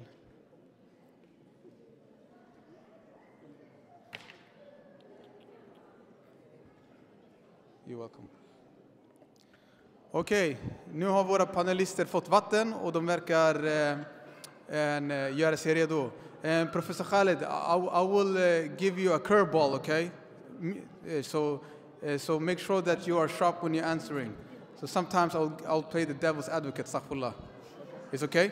Perfect. And jag tycker så här att I'll start in Swedish, if it's okay for you. Then I'll get back to you, inshallah. Så, hörs det? Jättebra. Min första fråga egentligen går till... Hörs det bra?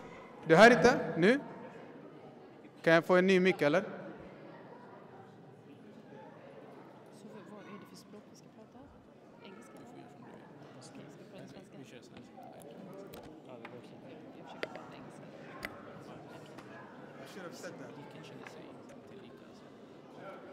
Kolla, jag borde inte ha skämtat om the devil's advocate. Jag fick tillbaka det här. Okej. Första frågan egentligen kommer jag ställa till broder Mohammed Amin. För att Fatima, hon vill inte ha första frågan. Så jag ställer till första frågan till dig. Jag tycker så här att om du kan bara kort berätta och sammanfatta hur det politiska klimatet har sett ut de senaste... Ja, sen 11 september 2022, valet alltså, ingenting annat. Och då tänker jag liksom det här med, hur har samtalet varit om muslimer? Bara för att ni ska få en förståelse om det vi pratar om idag. Du kan nämna till exempel det här med att muslimer kan inte vara svenskar och idén om folkutbyte och sådana saker. Och lite annat. Jag hjälper dig på traven, brorsan. Tack. Jag vet jag ska sammanfatta 20 år på 2 minuter. Jag vet inte hur jag ska göra det, men... Och sen själv tog han exempel på det som hände de senaste typ 2 veckorna. Men i alla fall, tack så mycket Rashid. Ja, men alltså, jag tror att vi behöver vara ärliga om att klimatet har förändrats i Sverige. Det händer mycket i Sverige efter 11 september, det är ingen snack om det. Jag kommer ihåg, jag gick på universitetet, började någonstans där 2006 och redan då skrev jag om massa saker som hade hänt under de åren. Men det är självklart att under senare år så har det blivit mycket värre. Det har blivit mer normaliserat med islamofobi och vi har en islamofobi även som kryper sig in i institutioner, statliga institutioner, och vi ser konsekvenser av det i form av att muslimska skolor, vissa av dem i alla fall, stängs under väldigt godtyckliga förhållanden. Vi ser liksom ifrågasättande av att muslimer ska ha samma rätt till vissa rättigheter som organisationsbidrag. Vi ser massa saker. Även yttrandefriheten och religionsfriheten i viss mån ifrågasätts med jämna mellanrum. Och jag tror att den här retoriken är väldigt farlig. Den har utvecklats, den är allvarligare än vad många faktiskt vill inse och acceptera. Jag reagerade till exempel nu under de senaste dagarna här, Rashid var inne på det, med det här med att man kan vara svensk. Jag tror många har varit inne på det, Jehad var inne på det, jag tror Kitimbwa var inne på det. Alla refererar till det här senaste uttalandet att som fullt utövande muslim kan man inte vara svensk, eller i alla fall det är det som Jimmy också tror. Och det som är intressant är att se även hur vi många gånger som muslimer reagerar på ett sånt här uttalande och lite faktiskt relativiserar det. Vi pratar om okunskap, vi pratar om att bjuda in och liknande saker. Men vi måste förstå också att den här islamofobin är alltså ideologisk för vissa. Den är stödd av vissa. Om vi tar bara Jimmy också som ett exempel, så sa han redan innan de kom in i riksdagen för många år sedan i en artikel att vi muslimer var det största hotet mot Sverige sedan andra världskriget. Och det här då kommer, jag vet inte vad är det nu, 13 år senare eller vad det är. Och det här visar ju att det fortsätter, det är ett spår. Och därför så tror jag att vi måste förstå att det här som sker är väldigt allvarligt. Vi ska inte ta det med en nypa salt. Vi ska inte försöka legitimera den på olika sätt genom att säga men det finns faktiskt muslimer som har gjort lite konstiga saker. Jo, det finns muslimer som har gjort konstiga saker, det vet jag. Men det är inte det som är problemet här. Och vi kan aldrig legitimera strukturell rasism, islamofobi, olika former av diskriminering bara på grund av att enskilda personer gör saker och ting. För i så fall kan man legitimera rasism, diskriminering mot alla människor på jorden, för alla identifierar sig med någonting där det finns någon som identifierar sig på samma sätt som har gjort någonting dåligt. Så vi kan aldrig acceptera de här utgångspunkterna, för att då accepterar vi också en del av islamofobins premisser, och då kan vi inte heller klaga på att vi blir utsatta för islamofobi. Jag tror det får räcka så där. Jag kan inte ta hela den här panelsamtalen för att prata om islamofobi de senaste 20 åren. Nej, men det var en bra faktiskt inledning, bro. Jag tycker du lyckades väldigt bra. And the next question is for both Fatima Doubakil and Professor Khaled Beydoun. And it's been a lot of questions about how can we combat Islamophobia on individual level, but also on structural level. There's a lot of question about how we can engage on individual level. What can I do as an individual, but what can we do as a collective group of people? And I will give the word to Sister Fatima first, and then Professor Khaled Beydoun. Jazakallah khair. Assalamu alaikum wa rahmatullahi wa barakatuh.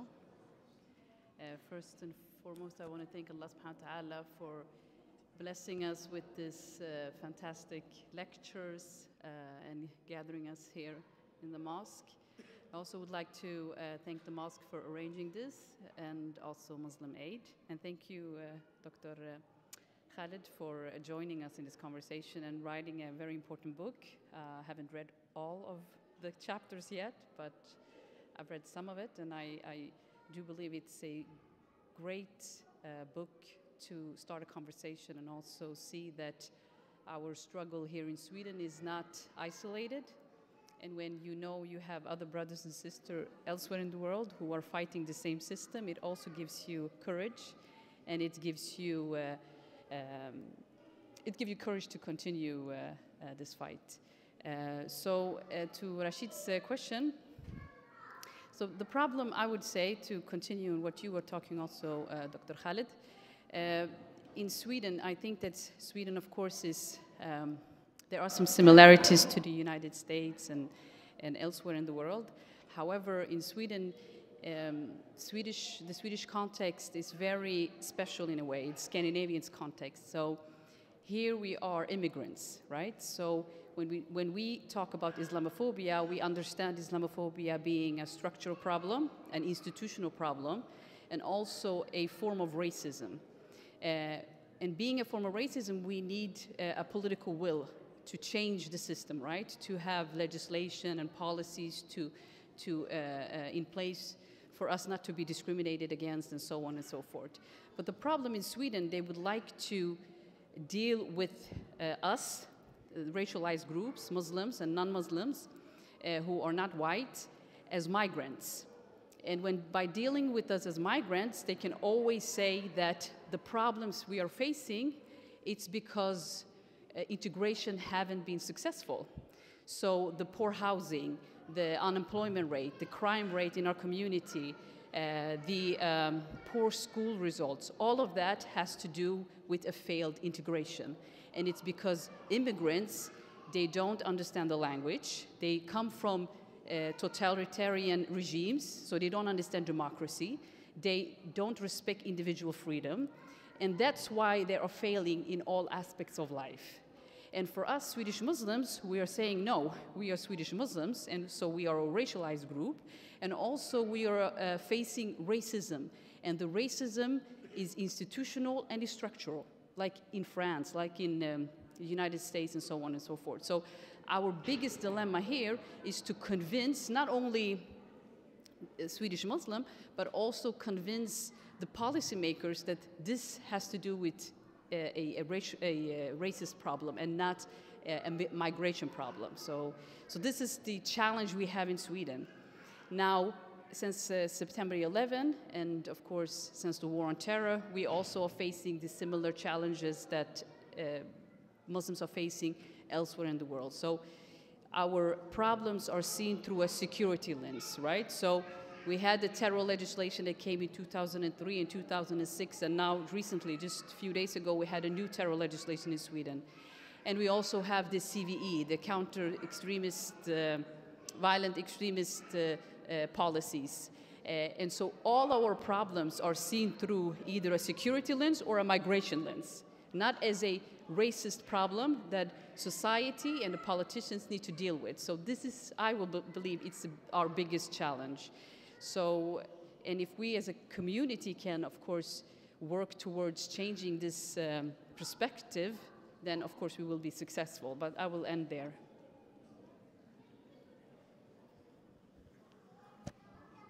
Yeah, I'll be very brief. I echo everything the sister said.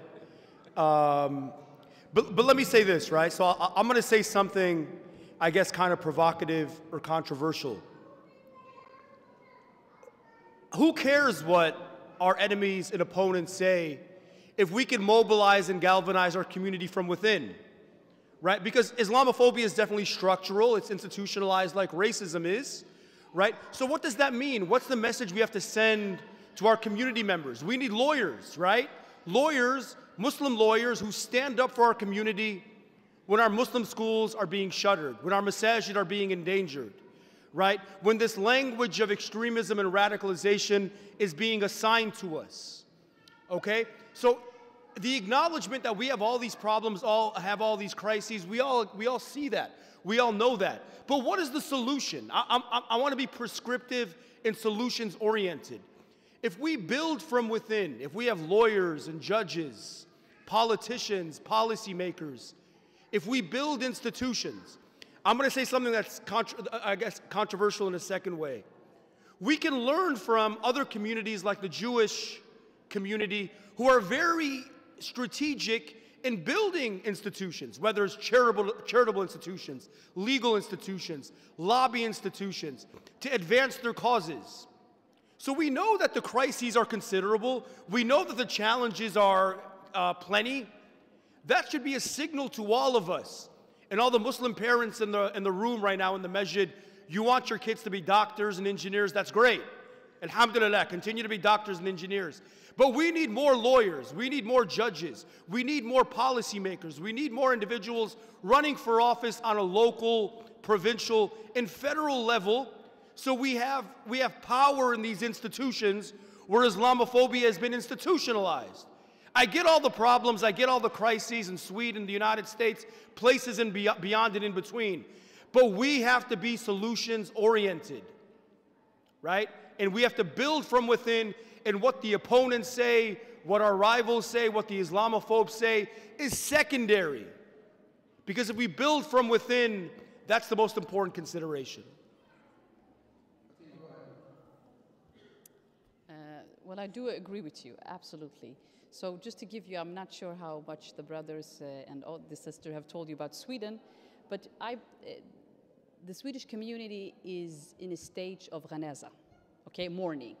We had institutions, we had organizations, we had politicians. Brother Mehmet Kaplan was the first minister in a government. We were happy beyond imagination that the first time this brother, who we love so much, made it to the government, to the highest level, right?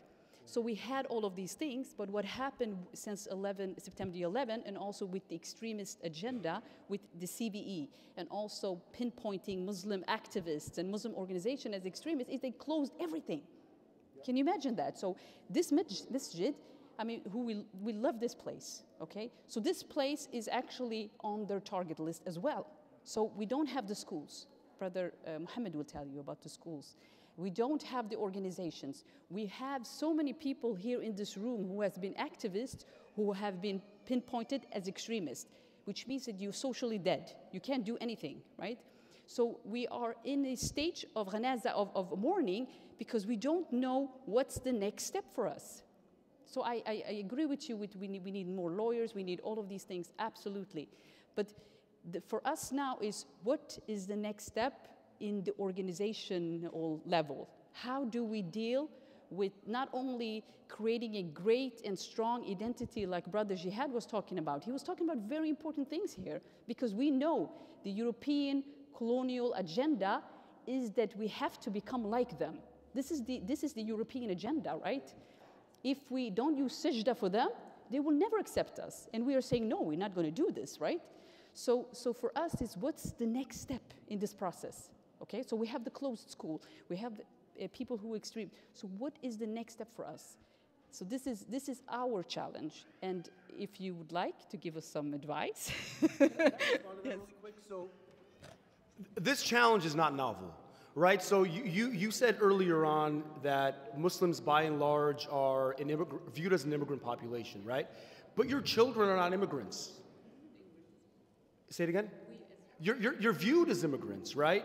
But this next generation, the generation after that, are full-fledged Swedes who only know this country, right? And have only been raised and conditioned and evolved in this country.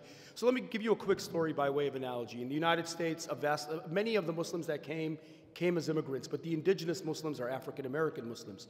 In the 1960s, there was a surveillance program called COINTELPRO, right? COINTELPRO was a surveillance program that preceded CVE, countering violent extremism, counter-radicalization, which obviously is enacted here in Sweden, but also in the United States. It came from a program in the UK called PREVENT. Western democracies, by and large, practice CVE.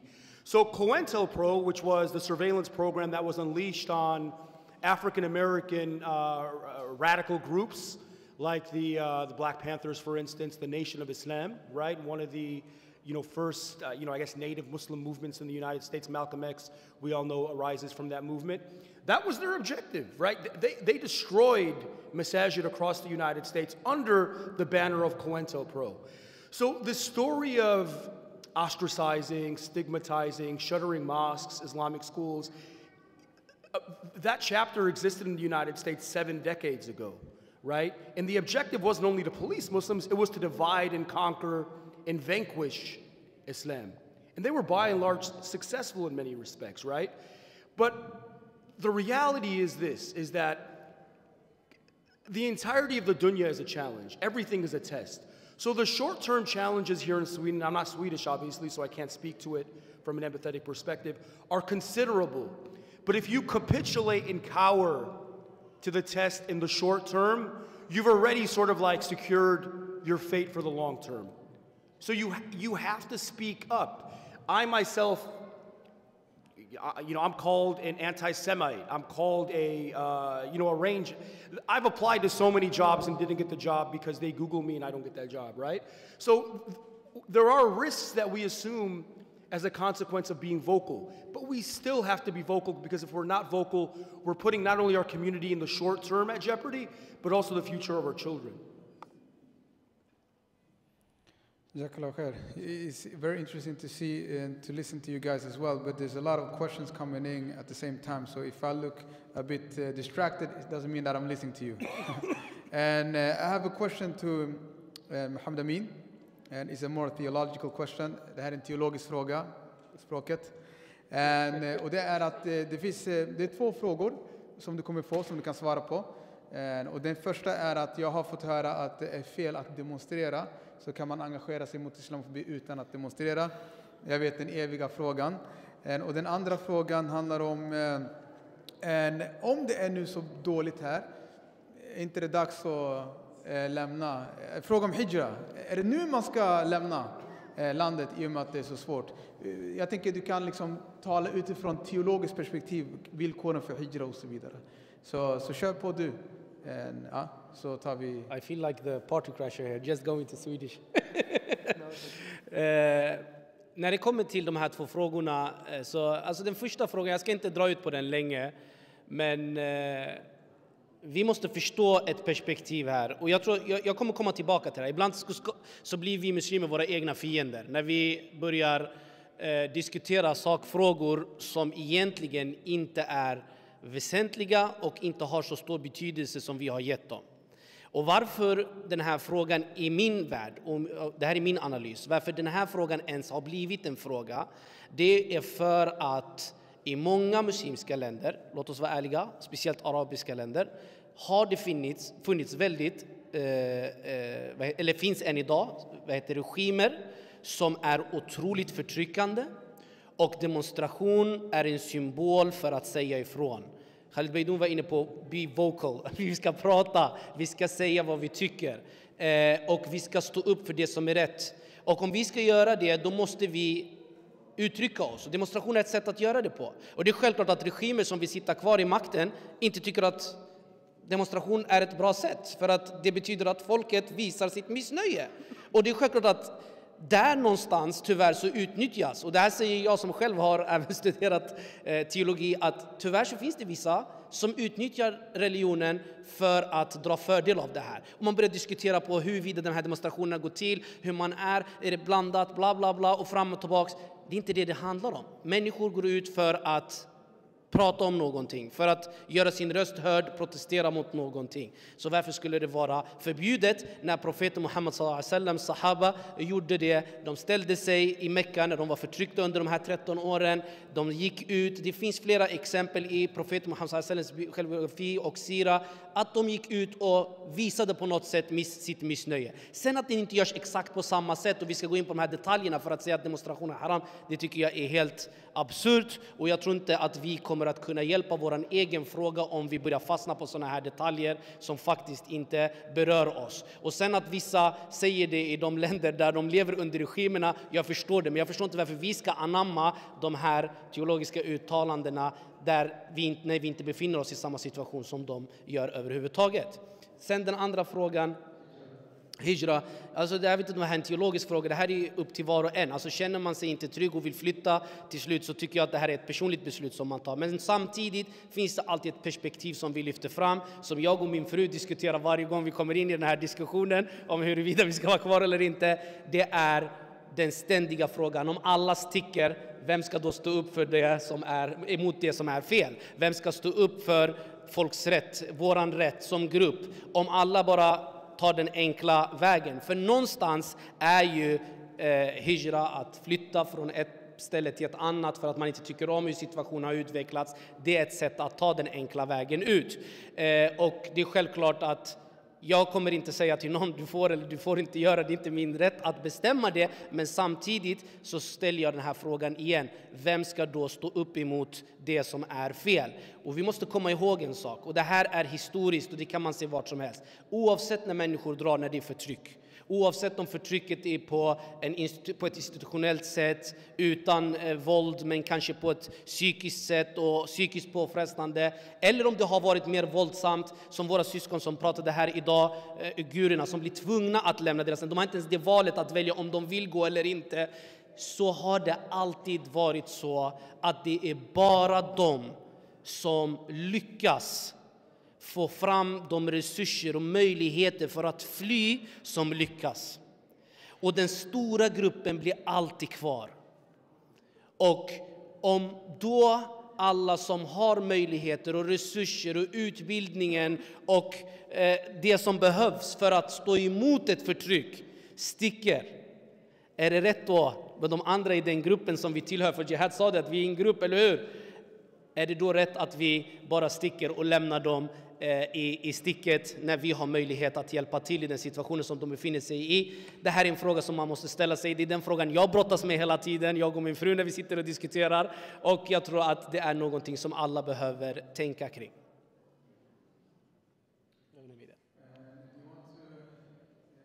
To make a comment regarding to leave hijra. Jag kan säga att det bara stannas. Jag vet inte vart vi ska Gör gå. Jimmy Åkesson glad. Stanna! Exakt. De vill ju att vi ska tagga och ni ger dem den lyxen. Stanna, skaffa er familjer, många medlemmar inshallah. Det är så man gör. Du vet, jag är inte förtroendevald så jag kan säga vad jag vill nu. Det är det som är skönt, jag känner mig fri som en fågel. Rashid, du vet att de skulle byta ut sig. Typ, om du går, de skulle acceptera typ 1000 stannar. Om jag går? Ja. Så skulle de... De skulle typ acceptera 1000 stannar. Ja, då går jag alltså. Du stannar? Nej, jag stannar. Du stannar? Det är klart stannar. And brother Khaled and sister Fatima, there's a lot of questions regarding how to prepare the coming generations and to combat Islamophobia. And how should we talk to our children about Islamophobia? In what age should we start? And I started to talk about Islamophobia when my son was 2 hours. He was newly born. We read together. We actually read James Baldwin and Fire Next Time. So it's a very good start. So how should we prepare the coming generation? and because I think it's a long, Islamophobia will not end anytime soon. And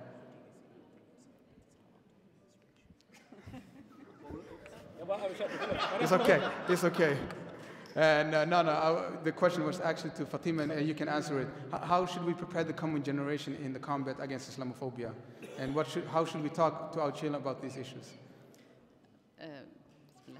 So I think that Brother Jehad was brought up a very important point, right? So he talked Fatima, gärna längre upp och sen prata högre. So he talked about här. Så drop the mic. Man märker att du inte har rappat förut. Okay. Yalla, khalas. Bismillah.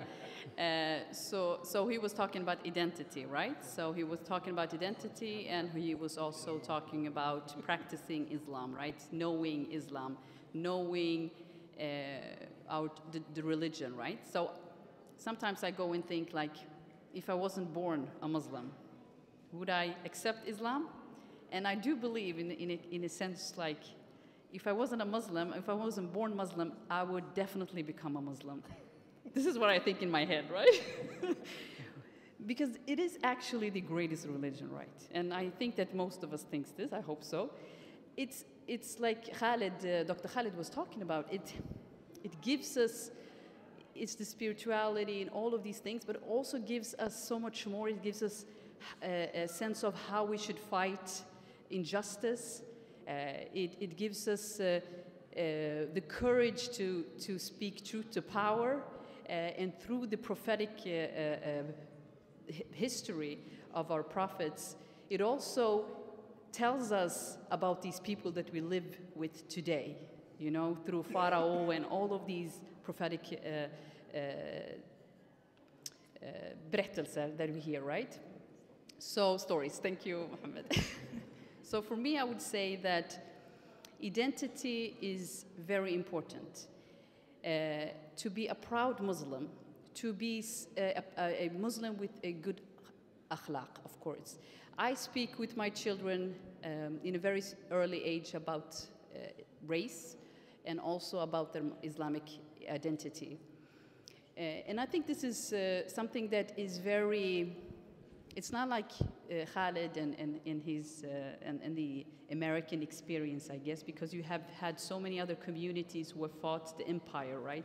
You had the civil rights movement, and you have so many other groups that have shown Arab Muslims and Muslims in the United States how to fight for your rights. Here in Sweden, we don't have that experience. We really don't have that experience, and we don't have that strong identity that many other countries or places have. So for us, we have to always come back to our deen and come back to our identity to be proud as Swedish Muslims. So I would say that in a very early stage, you should speak to your children not only about Islam, but also about race, telling them about their origin, telling them about their history, and so on and so forth, so they grow up being confident children, and also knowing how to respond when somebody tells them something bad about their religion or about their skin color or anything else.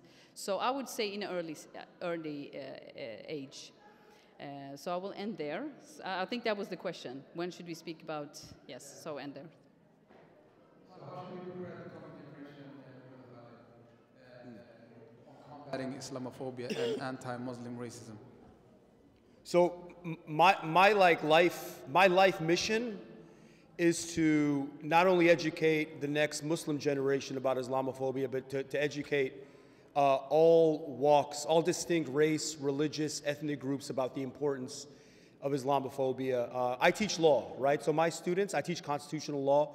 So my students are future judges, politicians, individuals who are running for office, lawyers, litigators.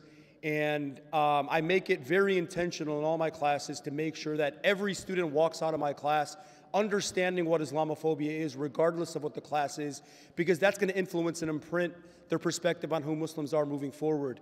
I'll also say this, right? So we live in a globalized moment where Islamophobia is a last bastion of acceptable bigotry, right?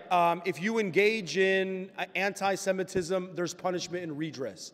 If you engage in homophobia, there's punishment and redress. If you engage in anti-black racism, there's generally going to be there's going to be redress and punishment. However, if you engage in Islamophobia, there's actually positive incentives. You might win political office, right? You might get a promotion. You might find yourself on primetime television talking about how bad Muslims are. So it's incumbent upon us to not only teach the next generation, but to make them courageous and vocal and proud, specifically Muslims, to be champions on Islamophobia. One of my favorite quotes is from a Nigerian author named Chinua Achebe, who wrote a brilliant book called Things Fall Apart. In that book, he wrote, "The history of the hunt will always glorify the hunter until the lions rise up and become their own historians," right? So us Muslims, and the next generation specifically, have to be very intentional, emphatic, and courageous to assume the mantle to write our histories. Because if we don't write our histories, not only, I don't mean that in an academic way, right? I mean that in the media context, the legal context, the political context, the cultural context. If we don't take ownership of our narratives, then nefarious actors with a very invested objective to distort, mutate, and vilify us will write our narrative, and that's exactly what's happening right now. And there's also actually a question related to the previous question, is about, there's actually 3 questions, but I will merge them to one. So, is Islamophobia all negative? There is a positive aspects of Islamophobia. Are you following me now? And when people are writing on Muslim in an Islamophobic way, a lot of people are getting very interested in Islam. And you see a lot of people actually converting to Islam as a result of Islamophobia. And isn't that a way to look at it? That's the first question. And the second is Islamophobia, and the root cause of Islamophobia, and can we take some of the blame because of our actions, and can we make our religion more attractive to the people who doesn't understand what Islam really is? It's really a liberal Catholic way of thinking of a solution, but do we have some of the blame of the root cause of Islamophobia? And is there any positive aspects of Islamophobia? Was that for me? That's for all of you guys. So the question was if... There's like 6 questions. Yes. No, actually 2 in one. Okay, so I will take the first question about are we to blame for Islamophobia? Yeah. Okay. So it depends on how you understand Islamophobia. If you understand Islamophobia as being a form of racism and also being structural and institutional, then of course no. We are not to blame. It's not because Muslims are bad Muslims, that's why Islamophobia exists. That notion is outrageous to believe, because then you put the blame on the victims. And as Khaled was describing, Islamophobia is a global industry. It is everywhere. Even where there's no Muslims, there is Islamophobia. So we have to understand Islamophobia as a form of racism. And racism is a European construction, and it has its roots in colonial empires. So that's how we should understand Islamophobia, first and foremost. The second question was? And can we make the religion more attractive, in that way combat Islamophobia? It's the most attractive religion. I think I'm biased here. But there was another question about...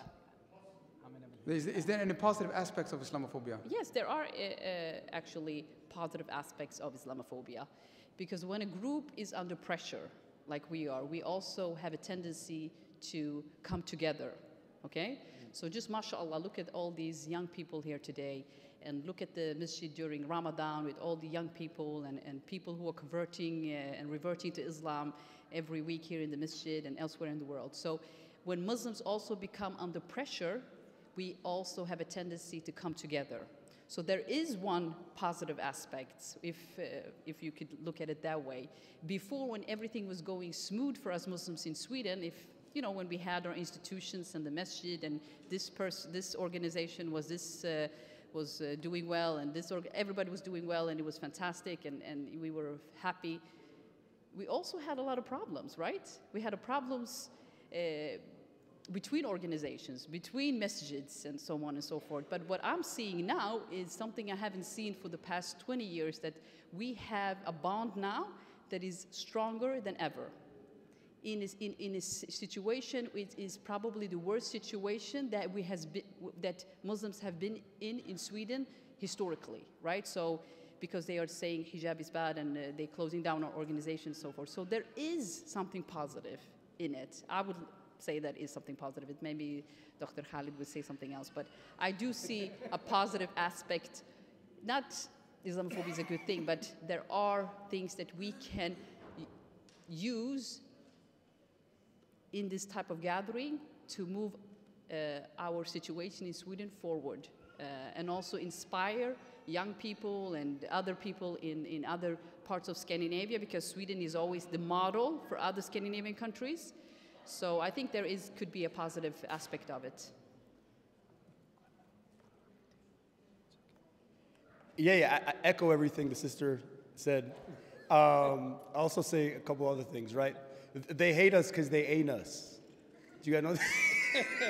No, I'm joking. But, okay, so the young people in the room, right? You guys probably heard this in the States, is a very popular thing, right? So you get a lot of haters when you're doing something right, right? When you're actually winning and doing things right, that's when the hate intensifies, right? So the positives are, look, this is the truth, right? So the truth is this: we're winning.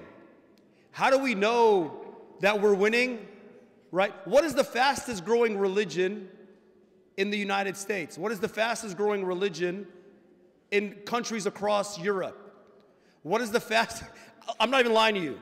I did an event in Japan during Ramadan, and I had no clue that Islam was the fastest growing religion in Japan. Now, subhanAllah, think about that, right? So the positives are, the reality is that Islam is attractive, it's resonating, it's expanding, it's advancing in so many countries across the world where Islamophobia is skyrocketing, right? And the convergence with that is in Western democracies like Sweden, the United States, France, the UK, where Islam is rising, native religions are on the decline.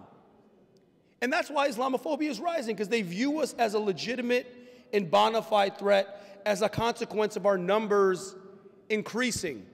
Now, I'm going to say some controversial things, but I guess that's on brand after the things I was saying earlier on today. Look, I'm Muslim, so I'm obviously biased. But Islam fills a lot of voids that are attractive to Westerners in a range of ways. Western societies are extremely individualistic, right? They're disconnected from their families. The whole construct and notion of community is on the decline in Western countries. A human being's essence, whether you're white or black, brown, Asian, African, Arab, whatever it is, a human being's essence is to be around people, is to be around community. So in societies like this one in the United States that are hyper-individualistic, Islam is an antidote, because it says, regardless of who you are, white, black, brown, beige, you have an instant community. So Islam appeals in contexts in countries like this one, right, where individuals are being isolated, silos, disconnected from their families, right? In my country, like the American families tell the kid, when you're 18, you gotta leave, right? So Islam fills those voids, and that's why we're winning. The good news is we're winning, but we have to get through these really difficult impasses and challenges where things are hard for us, right? But they hate us because they ain't us. That's right. I said to Fatima, Professor Khaled is saying just the exact words that makes the fascists and Islamophobes like go on fire, you know. So you're just like, they're going bananas when they hear this. The exact words, you know. We're winning, we're increasing, we're the... Brother Khaled, you know, you're making trouble for us. We are the ones who are going to handle all this heat. And you're leaving tomorrow. the next plane back to Detroit. Stay an extra week, mashallah. And there's a question, you were addressing it earlier, but what kind of occupation should we go for to combat Islamophobia? And that question will go to even Fatima. It is certain, and we were talking about doctors and engineers, mashallah, very good, but are there certain occupation that we should go for in order to be able to combat Islamophobia? Yeah, I'm talking too much, so let me...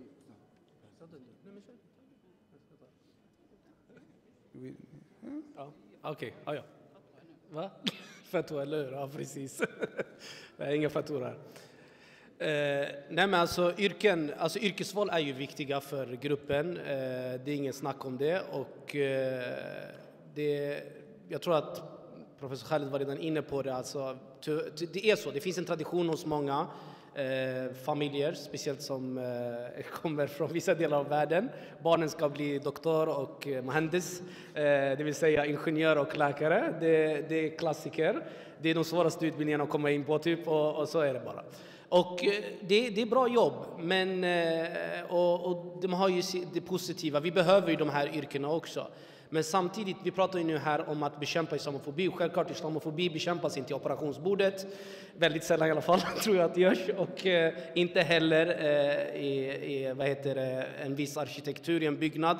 Utan jag tror att det finns andra yrken som är mycket viktigare idag som påverkas. Och där tror jag att vi har den politiska sfären, vi har den juridiska som man varit inne på, men också den mediala. För att någonstans islamofobi handlar ju väldigt mycket om att Fatima var inne på när hon pratade om rasism, vad rasism är. Och beroende på vad vi utgår ifrån så får det olika slutsatser. Men om vi utgår från den, skulle jag säga, den som jag utgår ifrån och den som är vetenskaplig mest, det är att rasism är en social konstruktion. Och någonstans när du konstruerar någonting till människor att så här är det för att de här är så här och det här blir en sanning, då måste ju den här sociala konstruktionen att raseras först innan du kan motarbeta det här som sprids som inte stämmer eller som jag anser inte stämmer och som gör att jag utsätts för islamofobi. Och den sociala konstruktionen, den byggs oftast i olika sfärer. En av dem är den som professor Khaled var inne på when he was talking about his students, alltså inom skolorna, att liksom man lär sig där. En del av den konstruktionen som vi har om världen, den formas där, i skolan. Så skolan är definitivt en viktig aspekt, och det är därför jag jobbar inom skolan. Jag tycker det är otroligt viktigt, även jag pluggade politik i grund och botten. Men också medialt, för att vi bygger upp en bild av vad vi förstår i alla fall som sker i stunden, om inte vi bygger upp hela vår konstruktion. Det som händer just nu. Varför stängdes den här muslimska skolan ner? Varför är den här moskén inte en bra moské? Det här är den dagliga informationen som vi matas med, och den kommer från medierna. Och därför behöver vi behöver finnas där. Vi behöver påverka den här bilden, den här konstruktionen som konstrueras dagligen. Och därför när jag skrev en av mina uppsatser om islamofobi och rasism och hur man framställer det i en viss mediaprogram under den tiden, då skriver några av svenska väldigt kända professorer inom språk, men även inom språkets betydelse, och säger att den absoluta makten, det är att du kan beskriva hur världen är. För det är de som sitter på den absoluta makten. För att egentligen alla andra människors ageranden, de är bara ett resultat av att den människan har förklarat för dem att så här ser världen ut. Så därför att jag skulle säga journalistik, journalism, inom politik, politics and of course law and school education. Det är de, liksom jag skulle säga, som vi verkligen behöver finnas om vi vill motarbeta islamofobin. Man kan säkert motarbeta islamofobi med sina ingenjörskompisar i fikarummet, Hamdi, men vi kan gå längre än så också och påverka fler, inshallah, tror jag, på annat sätt. Vill du fortsätta? Yes, I would like to add something, and if you are blessed enough to have good grades. and you actually succeed in higher education, you should also go back to your community. Now, we have a huge problem in our communities because we have children who don't finish school. So, of course, it's good for us to be in all aspects of academia. However, we should also be mentors for the younger people, right? Especially people, younger families who are struggling with their children, who can't read, who have difficulties with school and so on. So always giving back to the community if you are blessed enough to succeed in academia and with good grades, of course. And everybody who's sitting here, mashallah alaikum, I know. Ni glömde ett viktigt yrke. Vi behöver konstnärer. Vi behöver en muslimsk Lars Vilks. Som tänder eld på den svenska flaggan framför riksdagen. Vi behöver massor. Så det är också viktigt. Någon som provocerar i yttrandefrihetens namn. För det är viktigt att det här med yttrandefrihet, att man prövar den på riktigt också, eller hur? Vi älskar yttrandefrihet. Låt oss testa den på riktigt. Så vi behöver dem också. Så bland annat journalister och professorer och så vidare. Det här är min åsikt och den här åsikten är inte någonting som stämmer överens av Stockholms Moské. Är du nöjd nu? Ja. Jag hör dig. Ingen Lars Vilks får du ställa. Hur som helst, we will round up the panel discussion with a question that is always has been questioned by a lot of people. And one of them is how can we discuss Islamophobia among relatives that has anti-Muslim bigot and Islamophobic ideas within our families and within our co-workers and with the larger population as well? Is there any concrete tips and ideas that you can give our and the audience here today? So how can we engage in this issue within our families, but also in the larger society, such as co-workers and people in the subway and so on? And the second is, if you have been a victim of Islamophobia, and what way can we address it? Are there any legal ways? Are there other ways that we can address Islamophobia if we have become a victim of Islamophobia?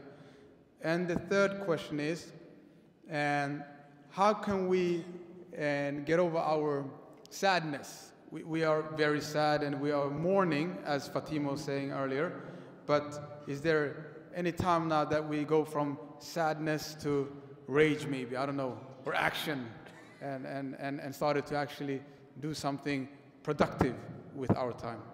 So it's three questions. The first one is, how can we engage Islamophobia within our relatives and co-workers? The second question, I forgot what it was. And the third question is, how can we go from sadness to actually more active? Yeah. And Khaled, you can start, bro. Okay, I'll address the third question. I mean, I'm not sad, right? I think that the presumption that you know, we are in a, I'm speaking as an American. You know, I don't want to say that though. I think that it's important for us to frame ourselves as global citizens, right? I'm an American, right? But I'm also a member of a global community. That's what the Ummah is, right? So I can come into a masjid like this one. A couple months ago, I was in a masjid in Cape Town in South Africa. And regardless of where I am and what my nationality is, if I'm around Muslims of whatever country that is my community, that is my family, and whatever country I step in. So we shouldn't view it as like sad and bleak, right? I think that it just says that we have challenges that we have to address. And again, if we take a global comparative perspective, sure, things might seem bleak here in Sweden, but juxtapose and compare what's happening in Sweden with what's happening in China or Myanmar or India. It's minimal. It's minimal. In those countries, an event like this would be impossible, right? So how can we be sad when events like this highlight the fact that we can organize and stage events, and then events can be movements? And then movements can be full-fledged political strategies. And full-fledged political strategies can be impact litigation, like an evolutionary arc that is possible in countries like that is impossible in other countries. And this is not addressing the question specifically, but I did have a chance to address what the next generation do. I was here last month and I had the benefit of meeting many people. In our audience right now, we have the first Muslim Swedish judge. sitting before us. I'm not going to point him out, but he's here sitting with us. So another individual was the first Muslim parliamentarian who sat in this office. So we have role models in this very community right now that function as emblems to advise our future generations as to what they can become and what they should become. So this momentary sort of feeling of sadness or existential malaise should be vanquished by the beauty that exists within these communities.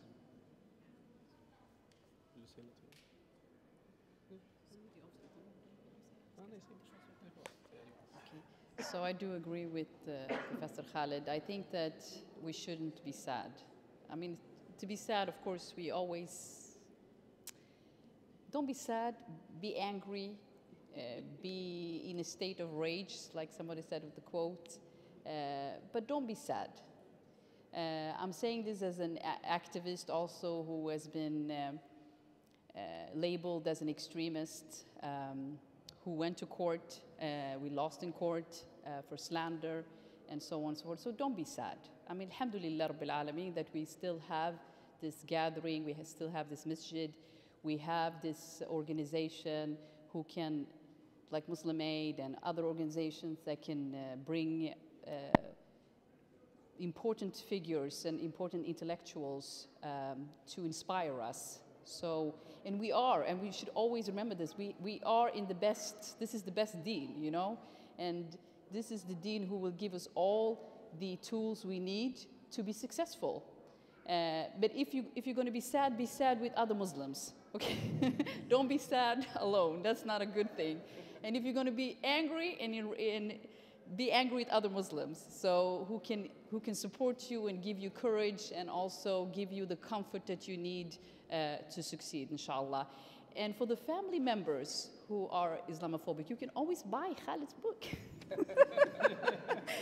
And you can give them the book, and maybe you can have a conversation with them about the book. If they can't read English, maybe you can wait until the Swedish translation, if it comes. But don't be sad. That's my tip. I would also say, don't be sad. Because sadness, for me, is a feeling that is not productive. It doesn't give anything.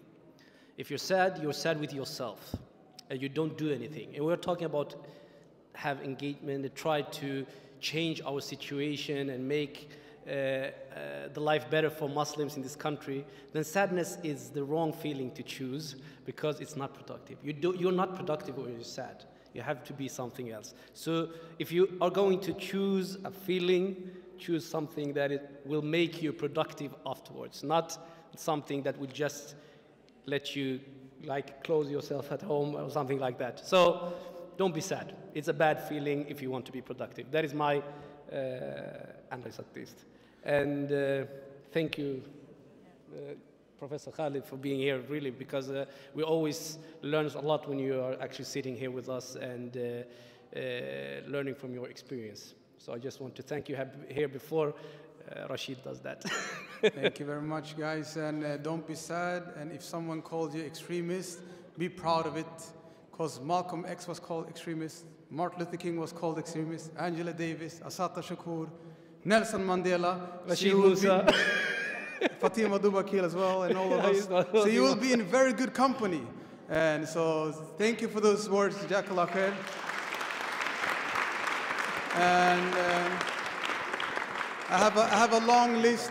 Please don't go. I have a long list of people to thank. I want to thank Professor Khaled Beydoun for joining us tonight.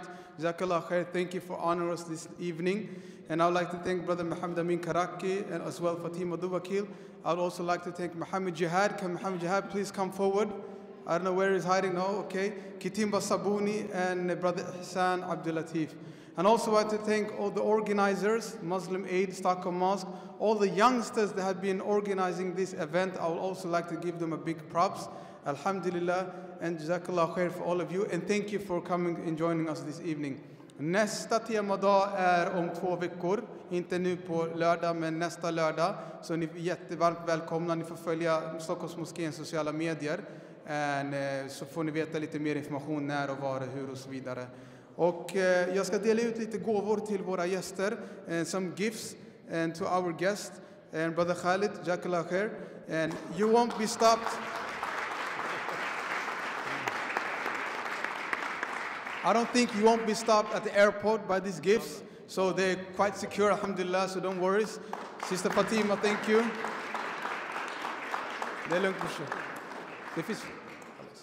And Mohammed Amin doesn't want any gifts, okay? He's okay. So thank you very much, Jazakallah khair. And now, there will be book signing. We have Professor Khaled Beydoun's book, The New Crusade, available. So we will be able to. And so, so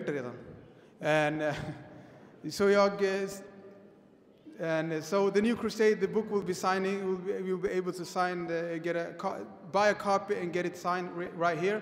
So the sister will grab just a book from that table, and the brothers will grab a book from this table, and you just come forward, and Khaled will be here in the middle and sign, and you can buy it for a very cheap price, only 300.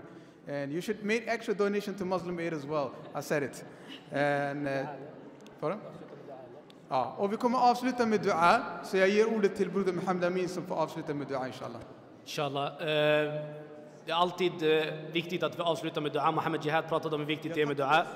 Så vi ber Allah subhanahu wa ta'ala att han välsignar vårt liv och vår vardag. Och att Allah subhanahu wa ta'ala ger oss styrkan att stå ut olika former av prövningar. Och att Allah subhanahu wa ta'ala ger oss det goda i detta liv och i nästa. Och Allah subhanahu wa ta'ala är ständigt våran beskyddare och våran medhjälpare ständigt i vårt liv. Och vi avslutar inshallah med Koranen. Ba'da a'udhu billahi minash shaitanir rajim. Bismillahir rahmanir rahim wal 'asr. إن الإنسان لفي خسر إلا الذين آمنوا وعملوا الصالحات وتواصوا بالحق وتواصوا بالصبر سبحانك اللهم وبحمدك نشهد أن لا إله إلا أنت نستغفرك ونتوب إليك سبحان ربك رب العزة عما يصفون وسلام على المرسلين والحمد لله رب العالمين وجزاكم الله خير وما الله بلنا إير عليكم السلام عليكم